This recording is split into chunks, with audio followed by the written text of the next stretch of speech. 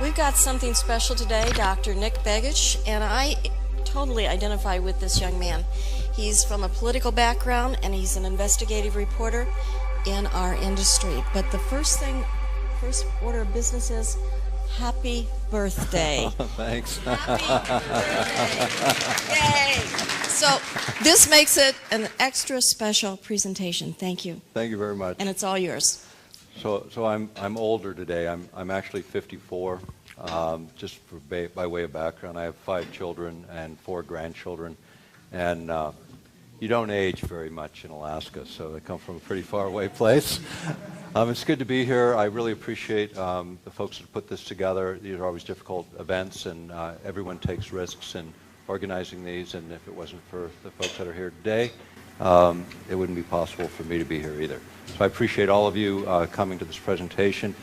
I'm going to cover HAARP, which, how many people have not heard about HAARP in this room?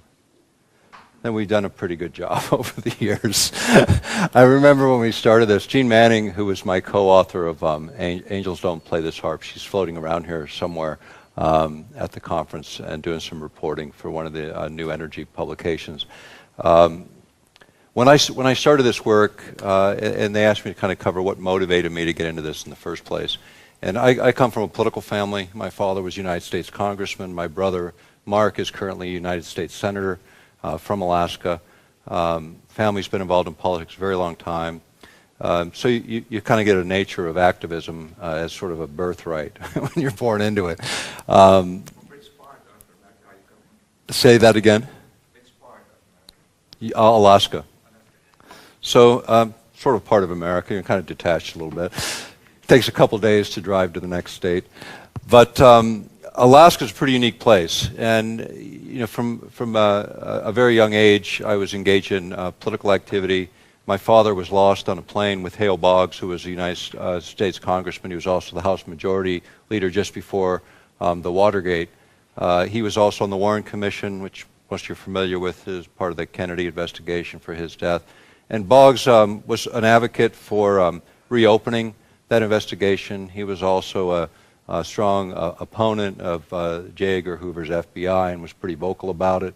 He believed that government at that time was pretty corrupt, and he was someone that stood out and stood up and made his case known.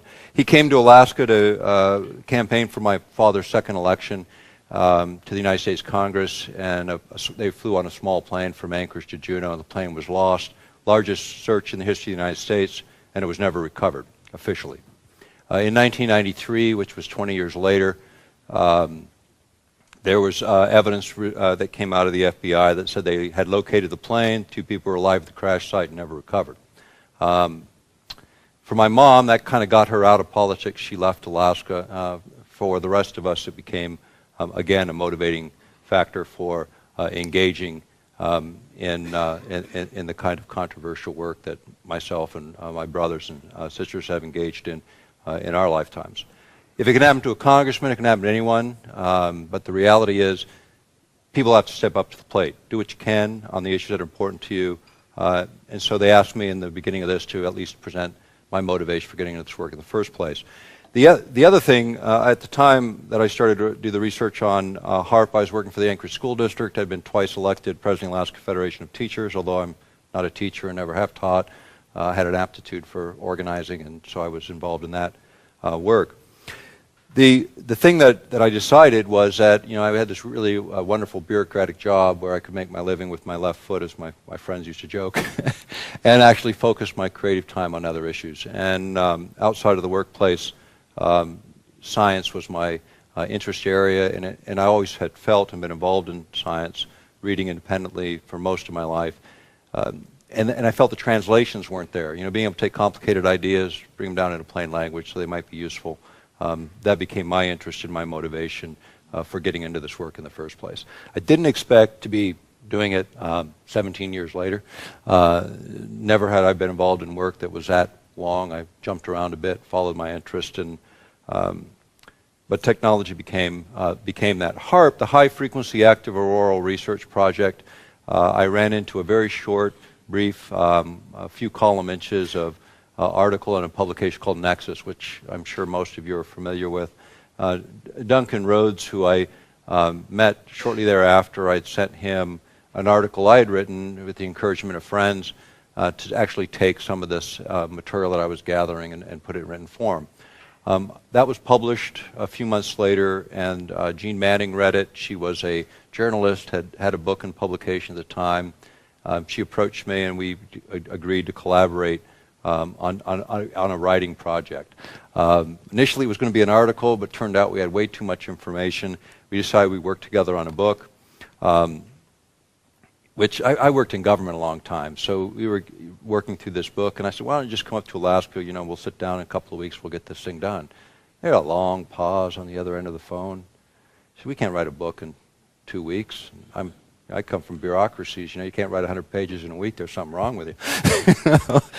So about 6 months later, we got the book done. We were looking for publishers. Nobody wanted to publish it because it wouldn't sell. The book is in several languages now. It's sold, I think, around 100,000 copies in all languages, which for a technical book is considered pretty good. But it was a catalyst, really, to get this idea and get the ideas surrounding the technology out there.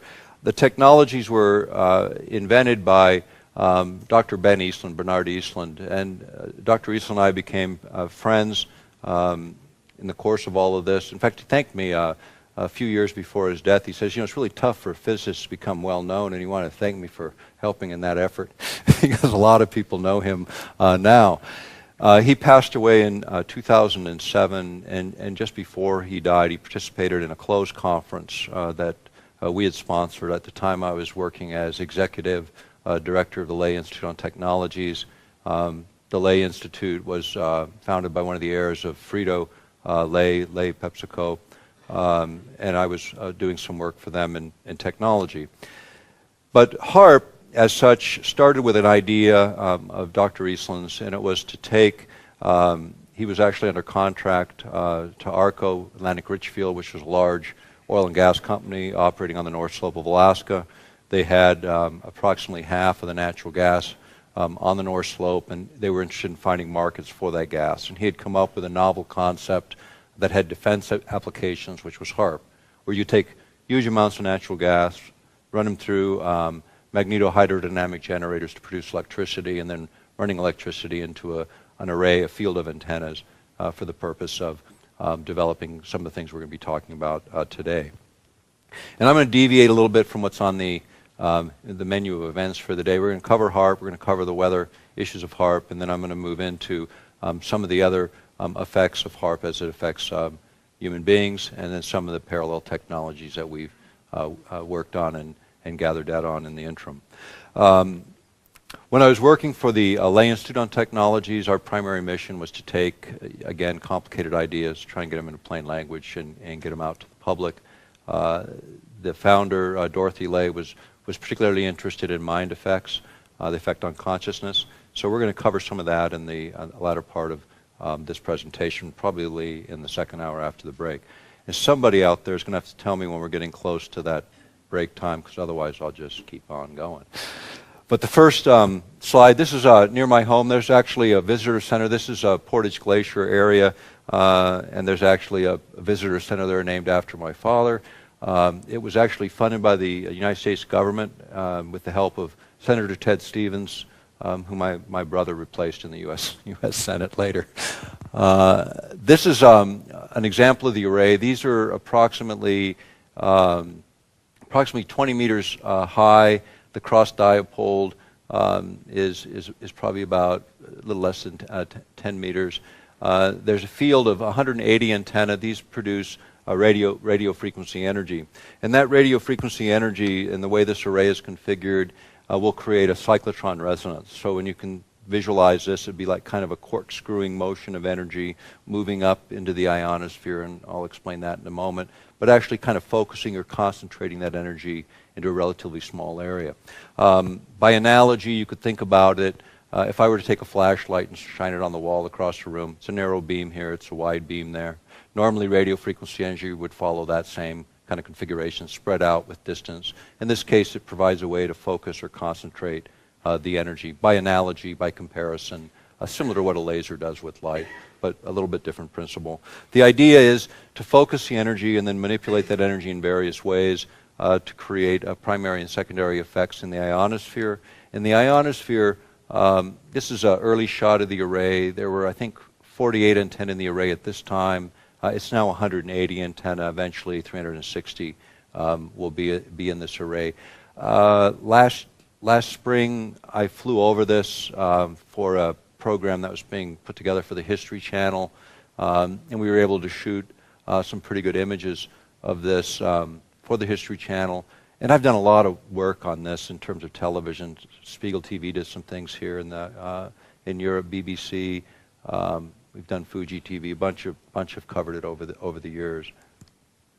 The 180 antenna array is essentially here, and again, this will increase in size one more time to 360 antenna. Just another image. Okay, this comes out of view graphs produced by Ben Eastland initially, and just to give some idea of what's happening, we've got the Earth's surface course approximately 37 miles above begins the ionosphere extending out to approximately 620 miles, and this is the region that we're interested in as it relates to HAARP. And there's a couple of ways that HAARP is utilized. One is these early devices were actually called ionospheric heaters. They were originated in the former Soviet Union. They took a long time to reset, to vary the frequencies. The HAARP system can reset very rapidly. They have the iobility to control it in a way that allows them to change frequency and change configuration pretty readily. It makes it one of the most versatile, if not the most versatile, ionospheric heater on the planet. It's not the only one. There are ionospheric heaters in what is Russia today, northern Canada. In fact, Rosalie Bertel did some work on the ones in Canada. There's a system here in Europe, the EasyCat system, and then there's China actually is developing their own. So these are kind of proliferating a little bit around the world. This is the idea of focusing the energy, starting graphically. This comes again from Bernard Eastland's view graphs. The array on the ground, focusing into the ionosphere, into a small area, which is then heated. And the idea is you can slew the beam, you can move this beam approximately 30 degrees, so you can actually heat a fairly good area, approximately 30 miles in diameter. And when you heat it, you can actually lift the ionosphere up several hundreds of kilometers, and then the idea is that lower atmosphere moves in, and we'll talk about what that can be used for. In fact, I'll mention a couple things now. One is altering pressure systems below, weather pressure systems below, which kind of fits into the topic that is actually on the menu for the day. The other is the idea of maybe diverting jet streams as part of that concept of weather modification. And then the other, and this came out of the Strategic Studies Institute in London, and it was from Russian research, the idea of utilizing these kinds of instruments for incoming objects from space, comets, asteroids, and the like. Normally would have that 37 miles to create friction and burn up, and most of these objects do. The idea is if you could project a trajectory of those incoming objects and then push atmosphere up even further, you give more time to break up those incoming objects.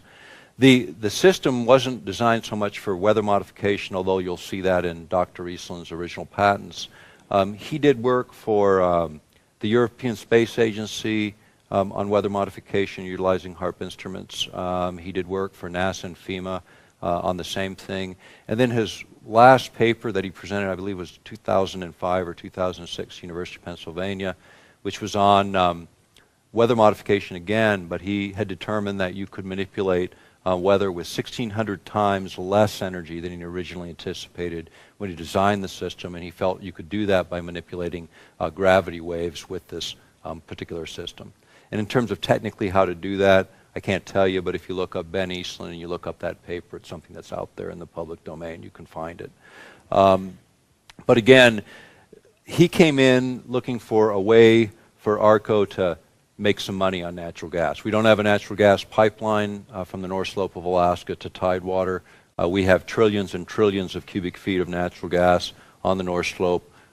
There's lots going on in Alaska right now to try and get that gas to market. And if you look seeing that we're in the Netherlands, Shell right now has got huge oil and gas rights in the Chukchi Sea, which is considered one of the biggest unexplored gas and oil fields.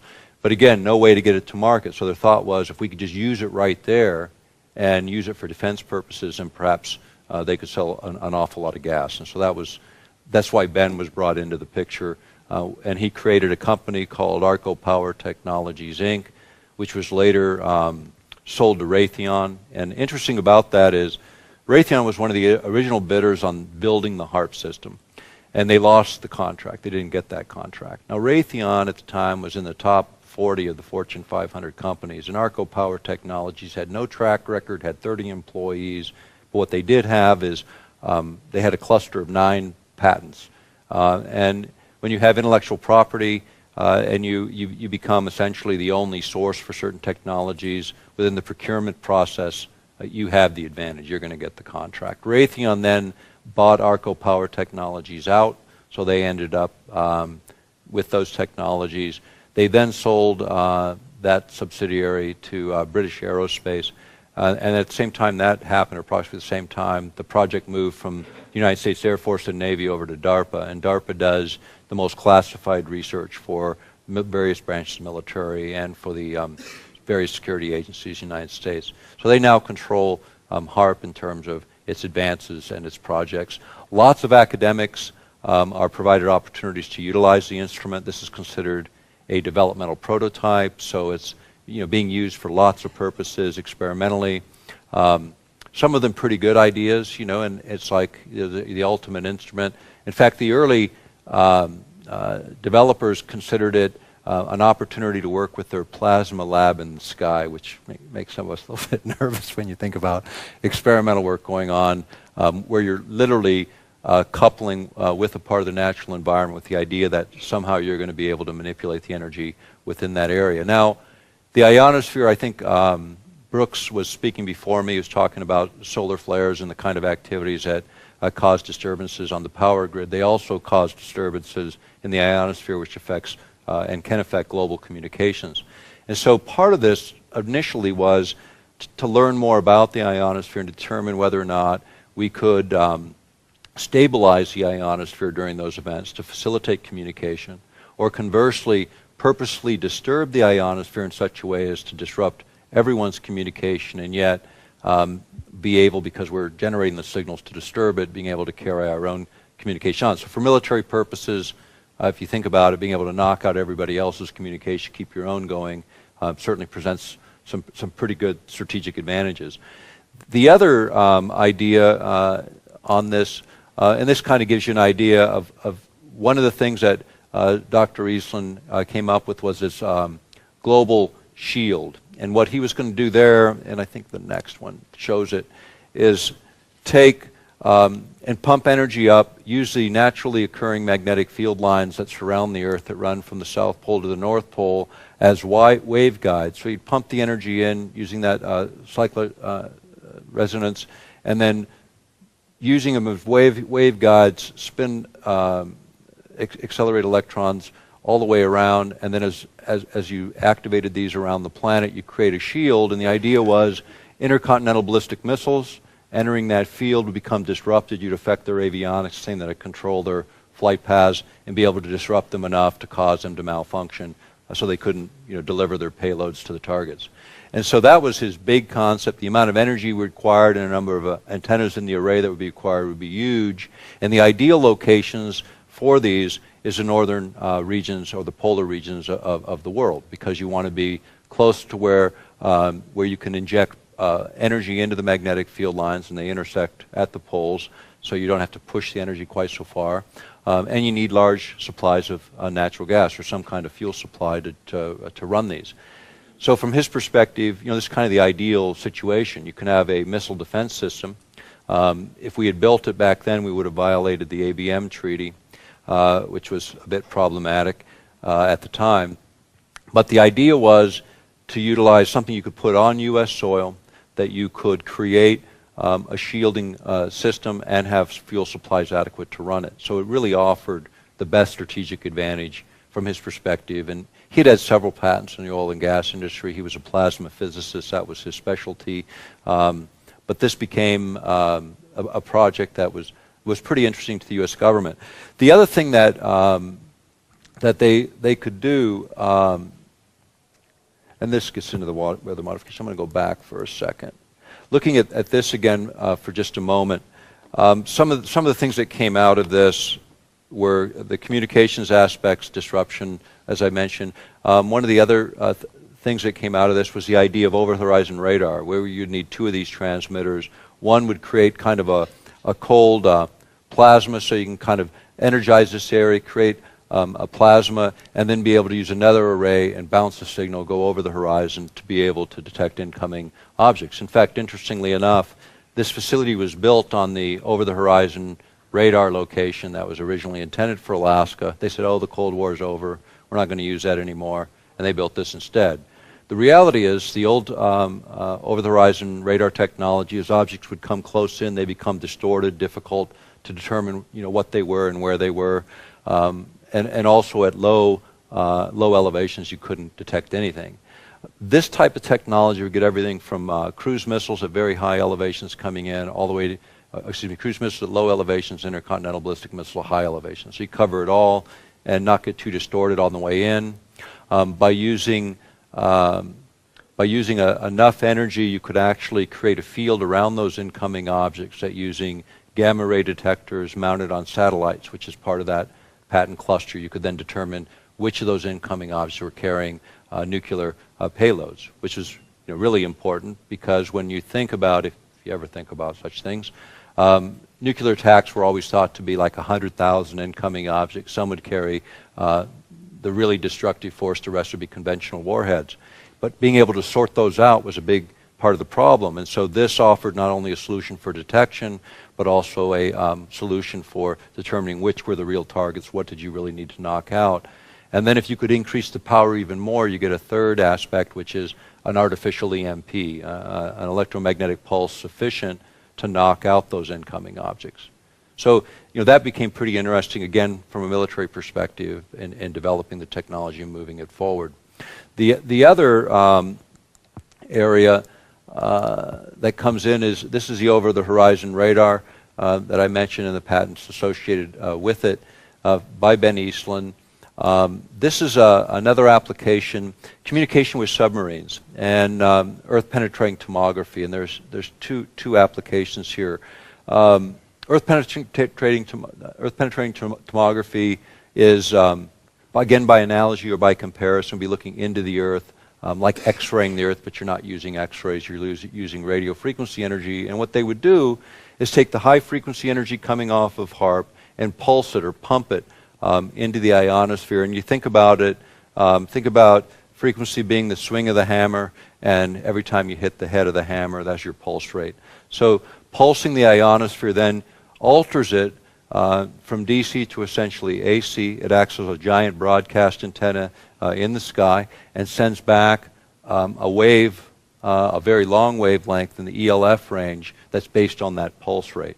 And so you've got high frequency going in, manipulating in such a way the ionosphere begins to work with you. You send an ELF signal back to the Earth. It penetrates the Earth and sea, and that facilitates communication with submarines. Also, a certain amount of that energy is reflected back, and with devices on the ground or aircraft traversing the ground relatively closely, you can then determine underground structures, nuclear facilities, tunnels, oil and gas deposits, mineral deposits of various kinds.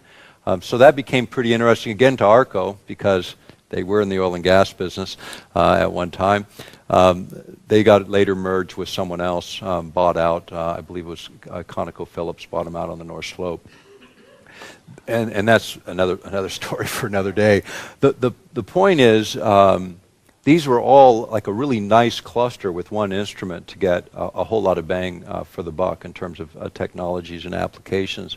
Many of you remember or may remember a big controversy occurring in Wisconsin, Michigan, where they had these very long antennas that would generate ELF. They were like 13 to 26 miles long, and they create ELF signals which were used to communicate with submarines. And they had a few of these other stations, one at Adak, Alaska, and some other places in the world.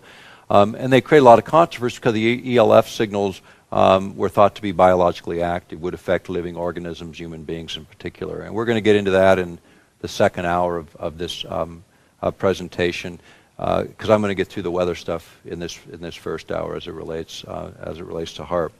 But all of that, became again interesting from a perspective of science. And the thing that we pointed out is we took a look at HAARP, and the book Gene and I put together used over 300 source documents to compile. Everything's footnoted, not in the back of the book, but on the page, so you can read the thing and you can make a determination. You can go look up the source, and we did that for a couple reasons. One is when you deal with controversial issues, we both felt that it was appropriate for the authors to take some responsibility for the information that we put out there. If you hear a lot in conferences like this, and some people don't take that responsibility very, very seriously, and we do. If we're asking you to act or do something, we want you to act responsibly. So we give you that source material. If you're not scientifically oriented, then at least you have something there that someone else who is can look at and make their own determination in the context in which we pulled the data. So, we approached it that way, and that's what kind of turned off publishers because they thought, that's just too technical, no one's going to be interested.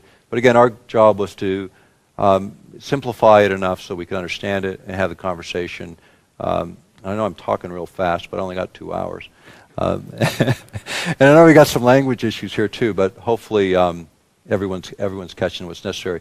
If you miss it, there's plenty of stuff that's free on my website, summation articles. You can always go to those and dig those out. This area, though, became interesting to me because one of my areas of interest in science was, and really where it began for me in terms of human beings, was the idea of enhancing human performance using electromagnetic fields, whether it be electromagnetic currents or whether you utilize light, sound, different things to enhance human performance. And the idea, most of that is surrounding this idea of ELFs, extremely low frequency signals. And what became disturbing to me is the very same signals being generated here could in fact have repercussions for living organisms, particularly you and me. So I became more concerned at this than most of the other applications. And I'm going to come back to that. So I want to give a little bit more on what happened then. In the context of doing this, we had the opportunity to go on radio in the U.S., and I've done over 3,000 radio broadcasts worldwide in the last 15 years. I've been on dozens and dozens of documentaries on this subject and other subjects. And at the time, the internet wasn't really very, very efficient. 93, 94, 95 when we were doing our initial work. And it was not very reliable either in terms of information. So whenever we see something on the internet in those days, you have to go to the library and do the real work of pulling out documents to see whether they were quoted correctly or whether they were even existed. From time to time, they didn't even exist. You couldn't even find the articles that people were supposedly quoting from. So we became very careful about it, and we considered it one of the first protests run from a phone booth with a fistful of quarters and utilizing what we had then. When we had then was we had fax machines, we had radio in the U.S., which was a big deal, talk radio, and we had the emerging internet. And our belief was that you could take a couple of people, take a complex issue, make it plain, and bring it forward. And we did it. If somebody said, hey, you'd be doing this 17 years later on these subjects and other related subjects, I would have said in those days, no way. I couldn't imagine that happening. And I think the underlying message in all of that is it only takes one or two. Think about any revolution that's ever been fought, or whether it's in science, business, politics, religion, starts with one or two. There's more people in this room than are necessary to change this whole planet. And I know that because that's all it requires is effort. And what we find in a lot of this, and I've watched it with a lot of my colleagues over the years, they get involved in a controversial issue, and they're first accused of being conspiratorialist, a conspiracy theorist. And really the best conspiracy theorists in the world are militaries, because that's their job. They're supposed to think of the most horrible situations that could ever occur, and they're supposed to think of all of them, and then build a plan to overcome them. That's their job, which is why in democracies and democratic republics like the United States, The military theoretically is in a closet, you know, and the civilian sector regulates them because we're supposed to be conscious and aware and not the paranoid thinkers that we want our militaries to be. And that's really the reality. It's really that way. If you're sitting in this room, we're having this conversation and we're in agreement, you know, we're not having a conspiracy conversation, but the guy on the outside looking in is going, they're conspiring to change the world in some fashion. And I hope we are, you know, but it doesn't have to be a conspiracy. It's a matter of choice of words. It's a plan. And really that's it. And even writing this book with Gene had a lot stronger environmental position than I did. And so I'm editing out some of the hot words, which are like saying a nasty word in church, you know, to conservatives. So you don't really want to do that, you know, because words can really inhibit the communication of what your message is. And as a result, the primary support that we got initially going into this was from conservatives, because we're sensitive to the fact that you can say the same thing, you can be selective in your words, and make sure that the word forms you're using that are creating the thoughts you're trying to generate aren't offensive. Because you can still deliver the message without being offensive, but be sensitive to your opposition so that at least you have a fighting chance. If you can't swing them, at least split them. But don't do it on words that can be avoided and the same concepts delivered. And that's what we were able to do with both what we wrote and the way in which we delivered our material. And, you know, we've been at it a long time. The other thing that we found is a lot of our colleagues kind of fall by the wayside. And where they fall is when they no longer stick to the facts, to the real information. And we get a lot of calls. Well, what about this? What about that? You know, every time there's a hurricane or earthquake, you know, I get the call. You know, was it HAARP? I do. I really do. And you know, and I got to always answer the same way. Could be, should be, was it? I don't know. You know, because there's no independent monitoring of the system. But I'll read you a quote. This is out of one of my later books, and I'll read you the quote. Because it's an important one, and it comes from the Secretary of Defense, William Cohen, and it was at a DoD news briefing, April 27th, 1997. And it was on a conference on international terrorism, terrorism and weapons of mass destruction. Now, this is 4 years before 9/11, and this was in the DoD news briefing that followed. And what he said, and I quote, "Others are engaging even in an eco-type of terrorism whereby they can alter climates, set off earthquakes and volcanoes remotely through the use of electromagnetic waves," unquote. Now that's a powerful statement for a seated Secretary of Defense to make and attribute to terrorist organizations.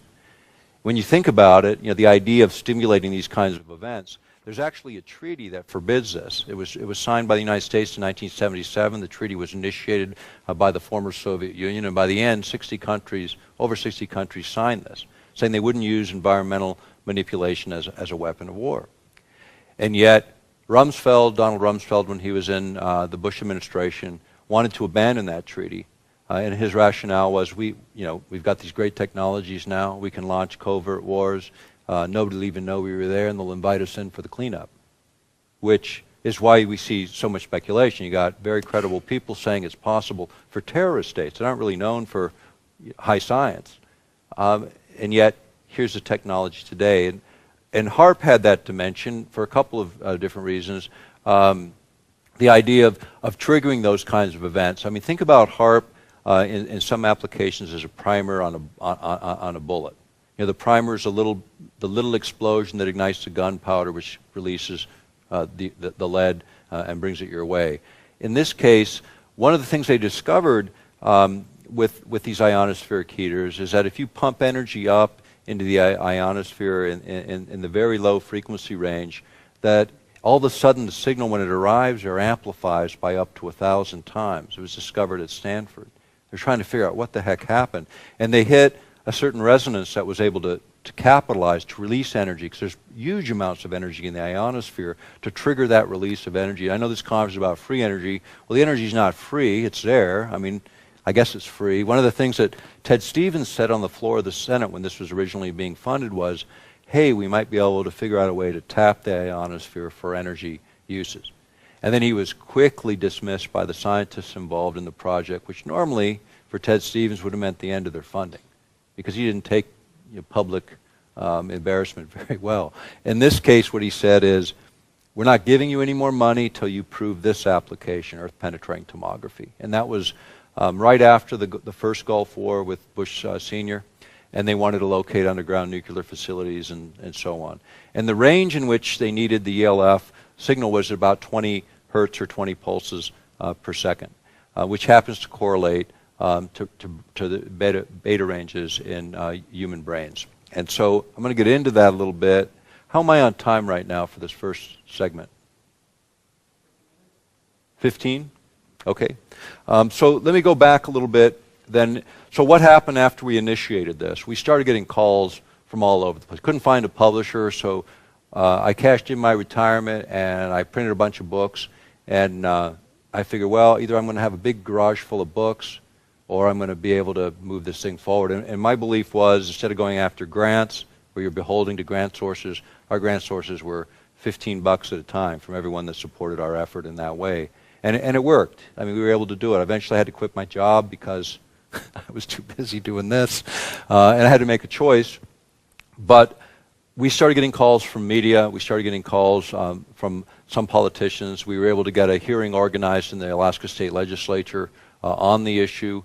Jeanette James, who ran that hearing, and she did it through Community and Regional Affairs, she invited 2 of the scientists from the Geophysical Institute in opposition to us, and then we were able to invite a couple of scientists on our side to present, and we did. And what we did is we were going to have a series of hearings. So the first one was to draw out our opposition, find out where they're going to make their arguments, so we'd be able to go in. And I come from a political family, so this is the game you play. You know, you get your opposition to identify all their issues, so then you have an opportunity to refute them in a more organized forum. And Ben Eastland was willing to go with us to the second hearing. Jeanette James was threatened by Ted Stevens, who is a ranking and very powerful Republican in Alaska, and she was told, and she said this on television later in an interview when her career ended, was that if you pursue this, your career's over. And so there was never a second hearing, not there. The next hearing we had was in the European Parliament, and we were able to bring this issue forward. I came over to Europe 3 times at my own expense. I brought over 3 feet of unclassified documents. And the initial contact we got was from a conservative in the European Parliament who happened to be chairing the environmental subcommittee at the time, which in the United States is like totally upside down, at least in those days. You don't think of conservatives' environmental issues, it just doesn't, doesn't fit our framework. But it was Tom Spencer, and Tom Spencer was really the first guy to contact us, and then the next group that contacted us, which was kind of more expected, was the Greens in the European Parliament. And it was within weeks of each other, and we said, well, are you guys talking to Tom Spencer? And they said, no, he's a conservative, he's not. So yeah, you guys need to talk to each other because he's interested in the same issue you are. So the first coalition we built was between the Greens and the Conservatives through Tom Spencer, and later we included the Social Democrats, which in your part of the world is pretty much the deal, right? I mean, you got those 3 guys talking together and working together, you might actually have a chance. So we came 3 different times. We met with a lot of people. We weren't funded by any big NGOs. We weren't funded by anybody. And that's again why I say there's enough people in this room to change the world, because there is. There's enough in the front row to have an impact, and there's enough in the room to really, really make a change. The thing that happened is at that time they brought us in. There was going to be a hearing. His subcommittee chair did not want to run the hearing. She was being approached by NATO and the American mission, being asked to shut it down. Tom Spencer, who'd never overridden one of his subcommittee chairs, and in the interim he had become chairman of the Foreign Affairs Committee.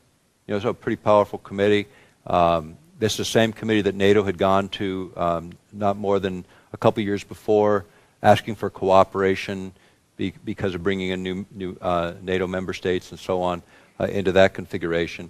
And so Tom had gone to NATO, gone to the American mission, asked them to participate in the hearings. They flatly refused.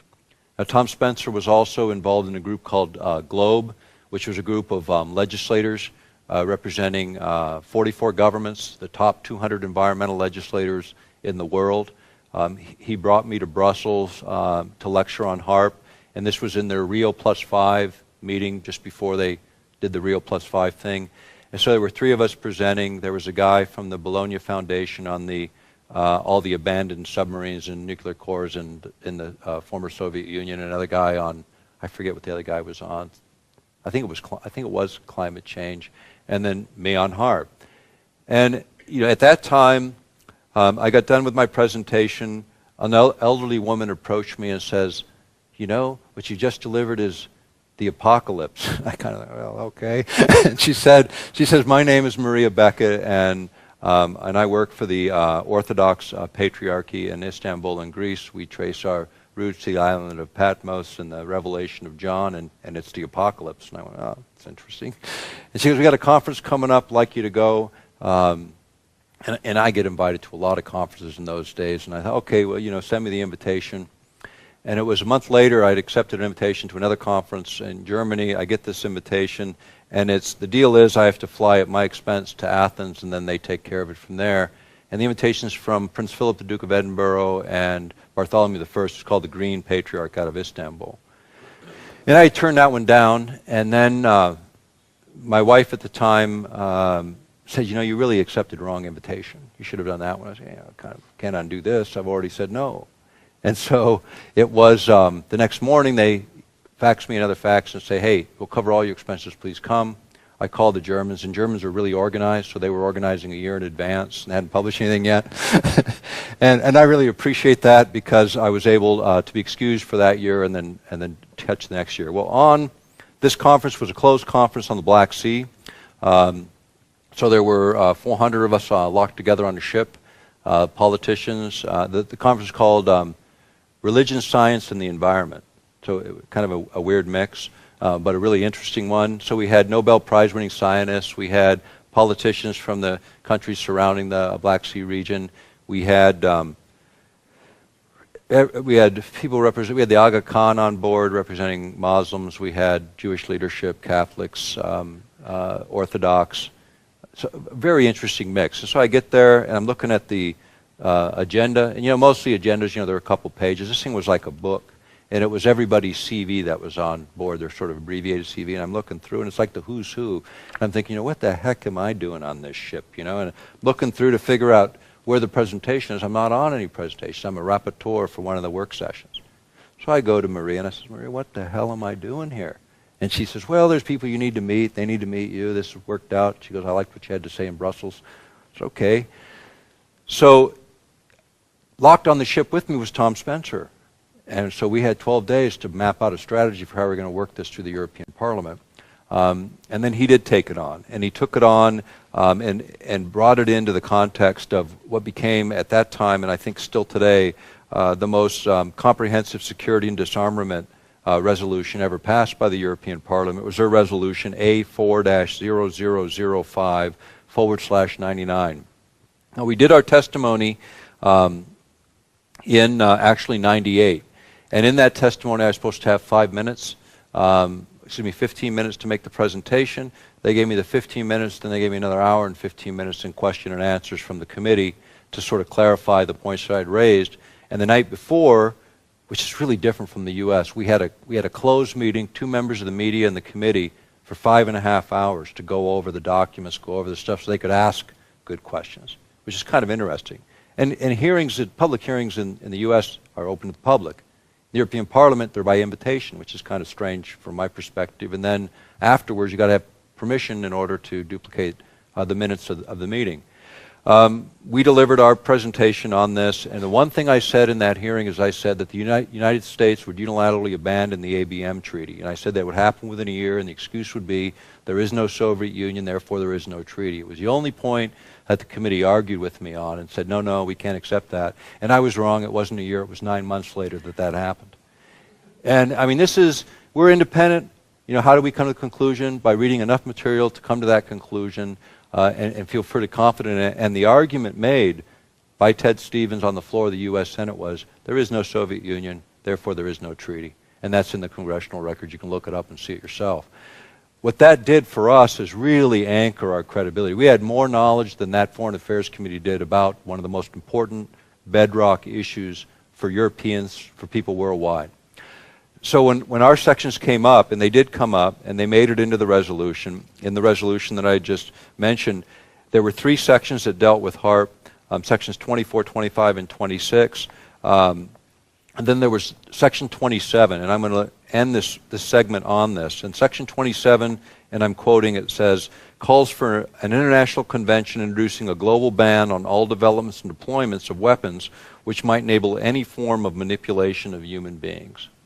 And with that, I'm going to stop, and we'll pick it up after the break.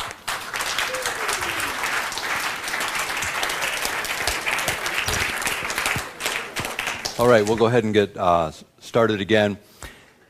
You know, where I left off is probably the most controversial area of my work over the last several years, but personally I think the more interesting subject matter. I mean, HAARP I've been harping on for a long time. You know, and the interesting thing about HAARP, and starting with this illustration, and this again came from Dr. Eastland's view graphs when he first was selling this idea to the Pentagon. And I missed just a couple things. Usually during the break, you know, you kind of remember what you miss. And usually I don't use overheads at all. I just do this thing. But what I missed in this was also the idea of concentrating or sending energy up that could then be converted into useful energy for low-orbiting space platforms, which is a big deal as militaries begin to move forward. The idea of maintaining something in orbit at a low elevation is difficult because you have to continually take fuel to keep it fueled up. In the 1960s, there was a lot of experiments trying to figure out how to pump energy up into these low-orbiting objects so that you could keep them aloft for a long period of time. And what they found is the same scientists that were associated with that 1960s research were at the Geophysical Institute working with the HAARP system because it actually worked. Avionics Weekly, I believe, Aviation Weekly, did a story, and it was the first test of this technology with a small array in Canada. They were able to keep an object aloft for an extended period of time. From a strategic perspective, this is really important, because to be able to keep something aloft for 10 or 20,000 hours by being able to send energy up and have it converted efficiently to be utilized by a low orbit space platform for military applications becomes pretty compelling and pretty useful. And so I didn't want to miss that particular application. The other was Ben Eastland, within his patents, had some ideas for triggering chemical reactions in the upper atmosphere for replenishing ozone, as an example. If you buy into that being the cause of climate change, the idea of being able to replenish it, you know, seems to me would be an important issue today. The other is through radiochemistry to be able to alter certain chemical constituents in the upper atmosphere to knock out methane, to neutralize certain pollutants. Again, those issues were never really explored. The late Rosalie Bertell testified with me in the European Parliament on this particular issue, went on to write a book of her own about HAARP. She was a mathematician and a physicist, was the lead physician and statistician for the World Health Organization after Bhopal. She was considered a radiological expert, mainly for victims, people that were subject to various forms of radiation. And her view of all of this was really the same as mine. It was a technology that had just gone way too far. Military establishment is not really known for running programs that are necessarily safe. In fact, they're the biggest polluters in the world. Our military organizations, what they leave behind is really a huge mess. In the course of things, I became executive director of the Lay Institute, which I'd mentioned in the intro portion of this. And Dorothy wanted to put something together on the mind effects. So we put together a closed conference that involved a number of people. Garth Nicholson, who some of you may remember from the Gulf War controversy. He was a professor at the University of Texas, had trained over 1,000 physicians, and he had testified 6 times in front of the Congress on Gulf War syndrome. He came to our closed conference. We also had Ben Eastland, who I've mentioned enough about. We had Elizabeth Rauscher, who's, I believe it's like 195 published works. She's an astrophysicist, geophysicist, and biophysicist. She's currently working on a book for my publishing company on earthquake prediction and modeling from field work that she did in this area.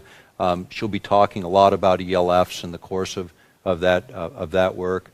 It's more scientifically oriented, although we've asked her to mix kind of her storyline into that, so those of us that don't have those math skills, including me, can at least understand the basic concepts she's trying to get across. We also had Rosalie Bertel. We had two electrophysiologists from Finland who also are involved in regulating medical applications of lasers in Russia. One of them directs the group that does that. We had, who else do we have there? We had a really well-known banker in Alaska there that was there to do filming for us. He had a film company, and to help some of these guys with some of their ideas and concepts. But everybody that we brought in were people I had known for over 10 years who had been kicked really, really hard by the establishment and stood up and dusted themselves off and maintained their ethical line and their direction. So we brought them in to talk about mind effects. And Ben Eastland actually was pretty interesting. And what he said is that when he went to DARPA, and he knew Tony Tether on a first-name basis, he was running DARPA at the time, and most of the directors. And when he went around and sort of talked to them about mind effects, what he said to me is, when I asked him to come to the conference, he said, well, on a scale of 1 to 10, 10 being the least interesting, 2-3 years ago I would have said no. He said, but now it's a 1 or a 2 because as he went through DARPA, nobody was laughing anymore. They take it very seriously. I mentioned I have a website. There's some DARPA documents there that deal with this subject that are unclassified. We have probably 700-800 pages of documents there, materials there, and that stuff's all free. I encourage you to go there. It's earthpulse.com, EARTHPULSE.com. So the mind effects issue became important to me and was important prior to getting involved in this work. And I want to talk about some of the things that, these are just to remind me so I don't forget. This book, Between Two Ages, this is Zbigniew Brzezinski. Many of you remember him. He's one of the founders of the Trilateral Commission. He was National Security Advisor to Jimmy Carter when he was President of the United States. This book was written when he was at Columbia University back in the early 1970s. What's important in this book from my perspective is if you read it today, it's a history. It's not a forecast. It talks about what would happen as a result of technologies from the Americas, Africa, Europe, Eastern Europe, Asia. If you read it today, it is so right on in terms of its predictions. And some would say it wasn't a prediction, it was a conspiracy. If you're in his shoes, it was planned. We already talked about that. But it did happen. Okay, now on page 54 to 56 of this book are some really important things. And there were some observations, some quotes from an earlier publication called Unless Peace Comes, which was published in 1969. And in that there was a chapter called How to Wreck Your Environment, which this is before Earth Day, 1969. So people were still thinking in that frame. And as I said earlier, even conservatives in Europe are awake enough to realize you can't destroy this planet without destroying yourself. And I appreciate all of that. But what he said, what he quoted was a guy named J.F. Gordon MacDonald. MacDonald was a science advisor to Lyndon Johnson. He was a professor of geophysics at UCLA. And what he said is, if we could ever figure out how to electronically stroke the ionosphere in just the right way, we could return a signal to the Earth that would manipulate the behavior of populations over huge geographic areas. Now, what was important about that is, in 1969, when he made that quote, and in the early 70s when it was re-quoted by Brzezinski, the technology, as far as we know, didn't exist. HAARP provided that way to electronically stroke the ionosphere in just the right way. Now, going back to this slide, this is a high-frequency transmitter that, through primary and secondary effects, can actually cover 16 decades of frequency, everything from very low frequency to visible light. By manipulating the signal and manipulating components of the natural environment. Think about it as if you're plugging in with this little bitty small transmitter into the Earth and then being able to manipulate the Earth by manipulating the energy itself and being able to capitalize on that energy, which is huge amount of energy that the Earth has available to it if you could figure out how to trigger it. And that's really what a lot of HAARP was all about. Now, this idea of Earth-penetrating tomography in the ELF range. Within that range, if we think about sort of where our brains are at, in our deepest states of sleep, 1 to 4 hertz, delta state, where we're really out cold. Theta, running approximately 4 to 7 hertz or pulses per second, vibrations per second. This is where you are in that kind of twilight stage between awake and asleep, where you're conscious of your dreams. This is where 3 to 6-year-olds spend most of their time. You know, and if you, I have 5 children, you know, I remember this. I got 4 grandchildren, I remember this. You know, they confuse the imaginary with the real, because this is where they're at. And we call them attention deficit disordered, and they're not. This is their normal state of consciousness, which is why Europeans are way ahead of the game. They generally don't start their children in school till around 7, which makes sense, because then they're ready for the academic learning. Approximately 7 to 12 hertz or pulses per second, the alpha range, that zone, if you're an athlete or a writer, that creative place. I mean, the ideal state of learning is there. And then above that range, the beta ranges, and then further up, where you get increasingly more agitated, the higher that frequency goes. What there is, and it has been discovered, and the book I'm out of now is Controlling the Human Mind. What they discovered is frequency following response, FFR. This is the idea of the brain locking onto an external signal and beginning to mirror that signal, and essentially locking onto that external signal. And these don't have to be very powerful, they just have to be within the window frequencies that the brain will recognize, and then you begin to follow them. Consequently, your emotional state can be altered or changed on a pretty mass scale. Now, if you're near field, you have something near you that has a stronger signal within approximately the same ranges, you'll tend to move that direction versus something that's very weak coming from the ionosphere. But this did exactly what J.F. McDonald suggested, is the ELF range could be generated, and then this frequency following response created in large segments of the population. From my perspective, this became really, really important. And now that everybody's taken my copy of Earth Rising the Revolution, somebody have a copy of that you just bought, I could use it. Not that one, I need the Earth Rising the Revolution title so I can quote from it as I'm walking through this. Yeah, that's the one I need to borrow for just a minute if you'd bring it forward.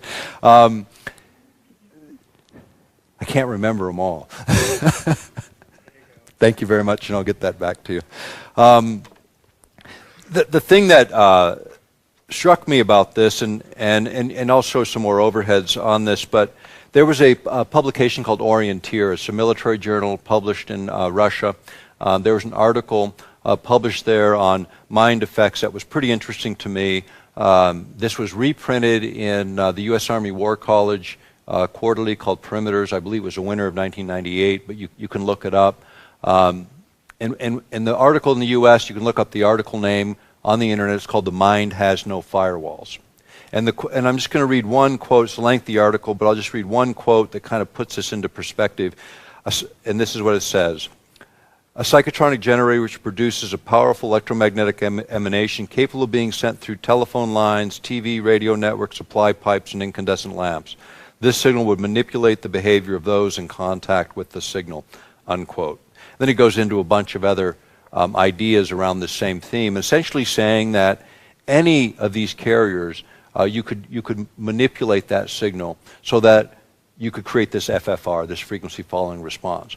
What's important, and I'll put this in context of even politics and marketing, the frequency following response is taught in every college that teaches psychology these days, because they utilize this knowledge. Now, this is not restricted in terms of how you can utilize it. So something as simple as the flicker rate on a television screen is sufficient that within 20, 30 seconds to create that response in most people. Now, when you come home, most people go home, they watch television, they're tired, they're fatigued, they sit down, they're watching the television, their husband or wife is hollering, dinner's ready, and they're totally entranced, right? I mean, we've all seen it, everybody's laughing, right? You've seen it because you've been there. And you're in this light, sort of trance-like state. Well, then you add in the flicker rate, and how you can tell there is a flicker rate, and whether it's a coherent rhythmic signal, just look at the white wall behind you when it's playing, and then you can get an idea of that. But you can then run the flicker rate in such a way that within just very few seconds, you actually are in a very suggestive state. The regular ad, the overt advertising hits you. Most people don't have firm opinions on very much, so you can move 1% or 2% of the population in a certain direction. For political purposes, you can see the ramifications of that pretty easily.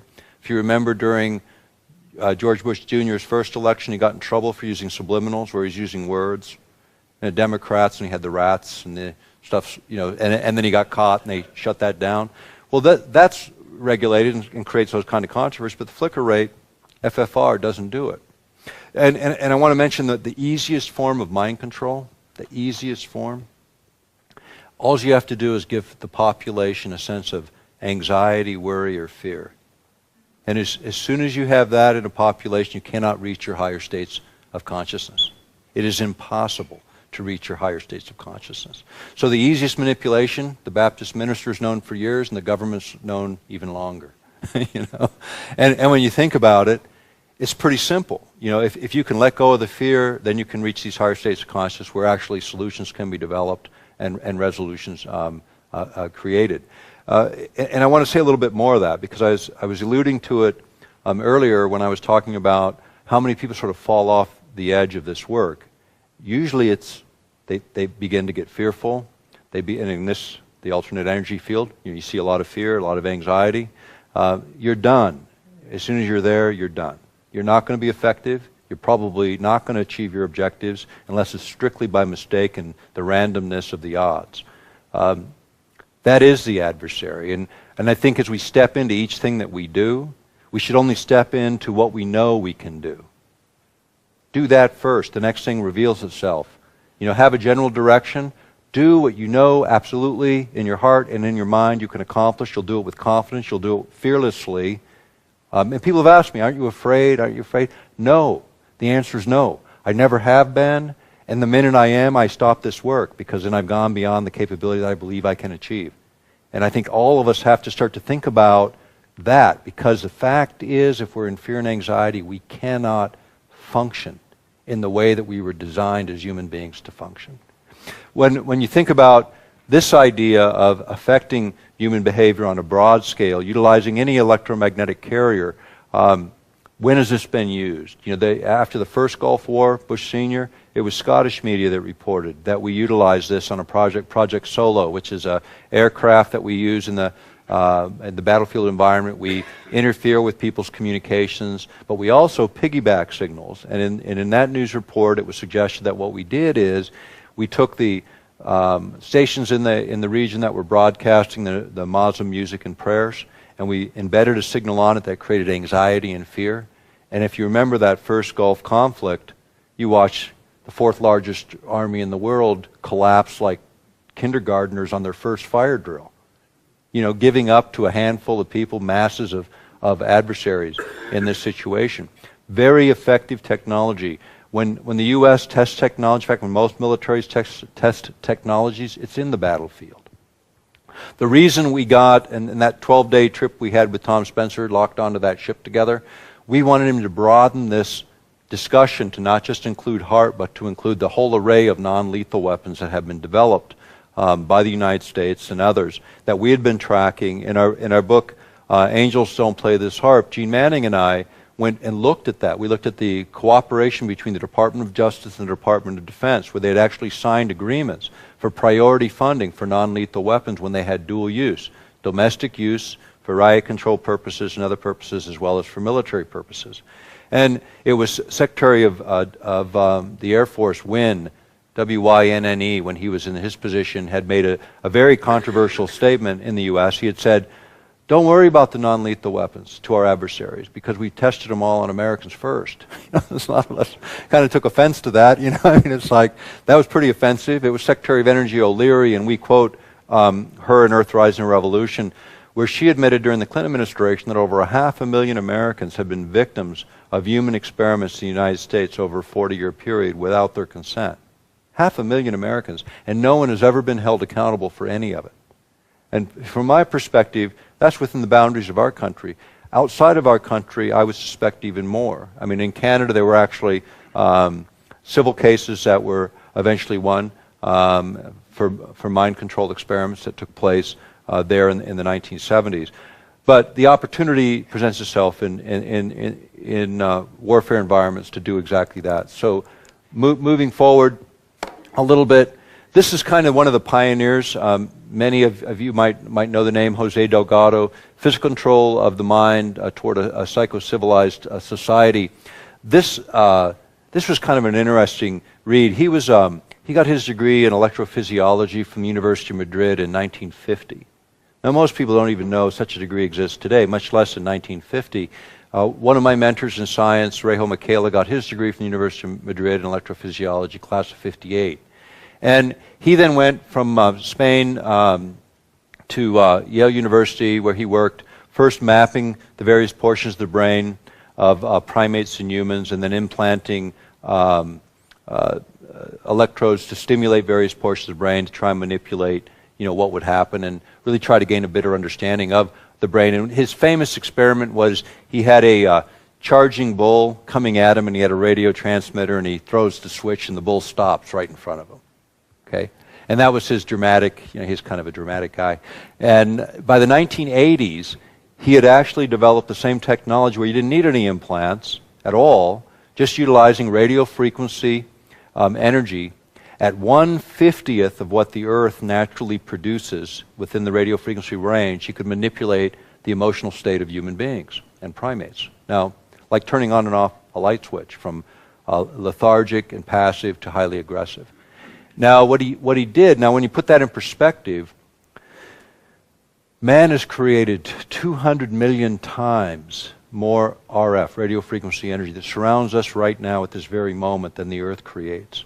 And yet the brain can pick out of that soup that specific window frequency at 1/50th of what the Earth produces. And what is that? What does that work out to? 1/10 billionth of what is out there around us? So think about it as a radio transmitter and radio receiver. Once you have resonance between the two, you have a nice clear signal. You got the transmitter and the receiver. That's what we are on every aspect of us, chemically, our cell structures, our body organs. In fact, the military produced a book through the University of Utah, this big thick thing. It's called the Radio Dosimetry Handbook, and it's how much loading each of the vital organs of the body can handle in the radio frequency range before they malfunction.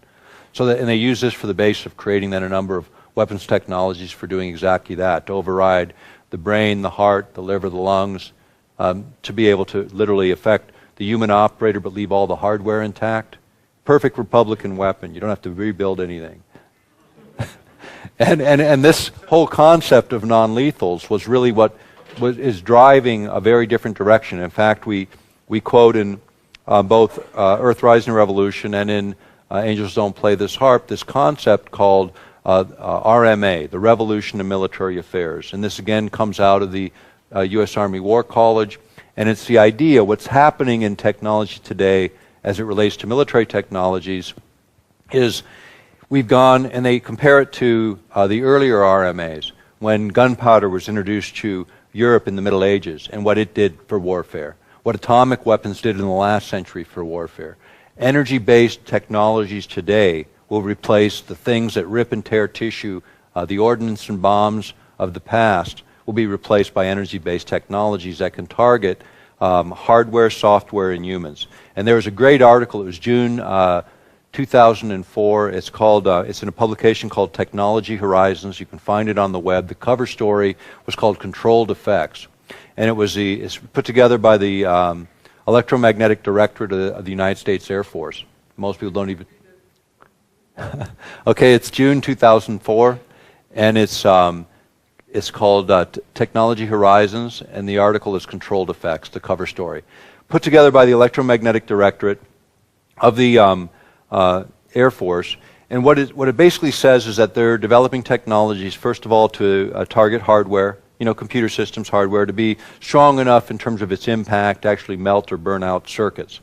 The other is a little more subtle, less energy but designed to disrupt the flow of electrons through those circuits to cause them to malfunction. And then the third effect is to attack the human operator by overriding any of the 5 senses. And this becomes really important from a standpoint of military, because if you can affect the operator and shut down the operator, then it doesn't matter what kind of hardware they have. It doesn't matter what kind of software is running it. And that's the ultimate target of militaries as they develop new technologies. The book that I'm out of, Controlling the Human Mind, is 250 sources that trace the issue of mind effects going back to the early 1950s when we had returning prisoners of war from Korea, and there were like these really patriotic kids had gone over, they'd been prisoners of war, they came back and they're handing out communist leaflets on street corners. And then the phrase brainwashing came into existence because people became very interested, and our intelligence groups in the United States became very interested in this, and they began, starting in the 50s and going all the way through today, began to experiment in mind control technologies. The ones that got the most notoriety were the MK Ultra programs and the 140 sub-programs or so underneath that. Those were just part of the picture, and most of those just showed the use of chemicals and chemical constituents that were being used on servicemen and women, among others, and also other groups of people that were disenfranchised kind of groups of people. They were dealing with minorities, they were dealing with orphans, prisoners, people that really didn't have strong advocacy. This is in the United States of America, okay, that this stuff happened. The same things happened in Nazi Germany, and we hung people by the neck for it. In the U.S., we hid it away. In fact, the guys who set some of the standards for electromagnetic exposures were actually brought over to the United States on Project Paperclip, which some of you are familiar with, which is where we recruited all these Nazi scientists and brought them over to do work for us under the threat that, hey, if you don't cooperate, guess where you're being deported to? You know, and we all know the story there. We document that again in Angels Don't Play This Harp. When Gene and I put that together, that was one of the big shocks for us because the American standards for exposure was 1,000 times less stringent than what was going on in Russia and the former Soviet Union. Now, not to say that everybody was adhering to their own observations, but at least they had enough sense to recognize the biological effects of very low energy dosing. And part of that was the way they approached their science. The first paper I ever did on science was done when I was 19, and it was an analysis or a comparison of compartmentalization, the idea of separating science and breaking it into small parts for security reasons, which is what the U.S. did. Very inefficient, lots of duplication, lots of waste, and really a big miss in terms of what you could gather when you combine sciences, which is exactly what the former Soviet Union did. They put together people from all different disciplines, put them in the room together to sort of hack their way through science and enlighten each other in the gaps or the holes in their specialties.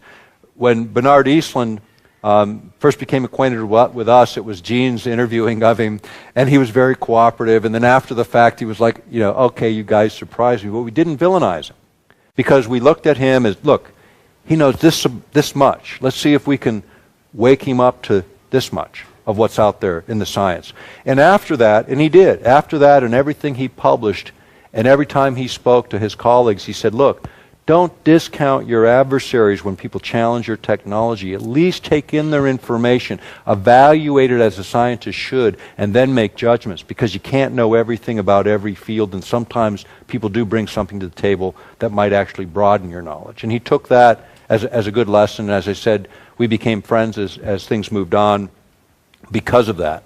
The next slide, this was interesting. When Gene and I are doing our work, you know, I'm trying to find this source document to show sort of the complicity of the CIA in some of this. And I was working for the school system, and as one of my functions, I managed a big surplus area. So we had all these surplus books, and I'm talking to this guy about needing this source, because it's everything secondary, tertiary. I'm trying to get a root source to give me what I need.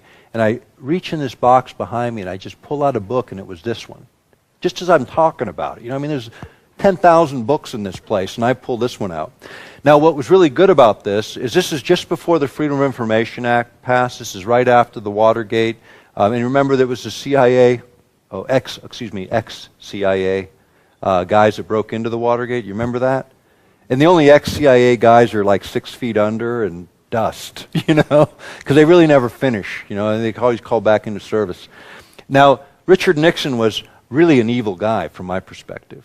He hated Hale Boggs, who was disappeared with my dad. But the last set of tapes that were released from Watergate actually have him cursing about Boggs because he was so angry at J. Edgar Hoover, because J. Edgar Hoover had tapped every congressional and Senate phone line and was blackmailing half the Congress to cooperate. And he had way, way too much power. He maintained a whole set of secret files on people, and Boggs didn't like it very much. And he wanted him out. And 6 months before they disappeared on a plane, and just before J. Edgar Hoover went away, he was calling for his resignation openly on the floor of the Congress. And he was angry at the security agencies, particularly the CIA, which was engaged at that time in infiltrating protest groups for the Vietnam War. They were involved in opening domestic mail, domestic wiretapping, and for the mind control experiments which are cited in this publication. Now, has anything changed? It's the same game going on now. You know, they change the names, get a few more alphabet soup organizations to do it. We're in the most controlled, monitored society of our history. Earthrise and the Revolution, I wrote with James Roderick and released it in 2000. And there are, as recently as the last week, I'm reading mainstream press reports talking about stuff we wrote about 12 years ago. And this is 650 sources in this book. I consider it the most important book I wrote dealing with privacy issues, technology issues, and how they interrelate. It was pre-9/11, and it was written as a warning because after 9/11, everything we suggested would happen as a result of that evidence has in fact happened. And it doesn't matter whether it was a Democrat or Republican in the White House, Obama did as much or more to maintain that kind of a syndrome where we become more transparent and government becomes more opaque. You know, transparency in government is kind of the words I hear in Europe a lot more than I hear them in the United States. And I think we're becoming more like what Soviet Russia was in the United States, and they're becoming more like we used to be. And it's just such an upside-down equation. But when you slice off freedom one slice at a time, eventually the baloney's all gone. And we're real close to the end of that one. But there is no privacy, and ultimately the domain of the human mind is, in fact, the target of U.S. military. In fact, they let 2 contracts a couple years ago to the University of California, one for monitoring brain activity within a human being to determine specific thoughts. Now, here's the deal, is the resolution on this increases as our computer power increases. So you think about the stuff they were talking about in '69 was just kind of gross moving of emotional state. There's a guy named Persinger at Laurentian University who actually wrote a paper on this in 1995, where he said what you could do as simple as create a complex signal that creates a sense of anxiety in the population, and then just shove a press release into the mainstream media so people watching the news that night see a certain group being indicted for all of your ills, and then a certain amount of that emotional anger would turn in that direction. Something as simple as that. But as our computing power and our ability to generate specific signals increases, the resolution increases, our ability to do more on a more refined basis. So they let this contract to the University of California to monitor brains and see in real time what a thought looks like. And then the other contract was to take and model that waveform and then put it on another person to see if you could in fact transfer information between people. And they wanted to do this for 2 reasons. One is for communication with your own troops in a battle environment without any hardware, and the other was to disturb the thinking process of your adversary. This is the direction in which our military is going, and we think a very dangerous direction because it interferes with free will, quite frankly, something that in most religious traditions even God will not do. Certainly, government does not belong in that arena.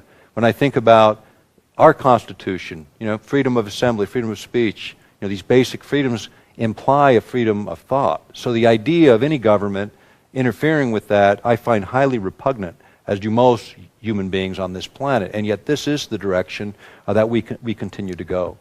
This one is a really interesting one. It comes from low-intensity conflict and modern technology. And this is Captain Tyler. He's dead now. Thank God he's gone, because this guy interfered with more good science than anyone on the planet in this particular area. But he looked at all these really esoteric things that weren't very well documented. The guy who wrote the foreword for this book, it came out of Maxwell Air Force Base, was Newt Gingrich, who's really excited about all this cool technology from his perspective. But this particular chapter deals with sort of the anomalous side of the technology. And in particular, he gets into what he calls anomalous human capabilities, what we used to call extrasensory perceptions, you know, the 6 senses. and the idea of manipulating that in such a way as to be advantageous. In fact, at our Mind Effects conference, a closed conference, the thing that startled me the most is everyone in that room felt that the next evolution of humankind was the awakening of that sixth sense in all of us.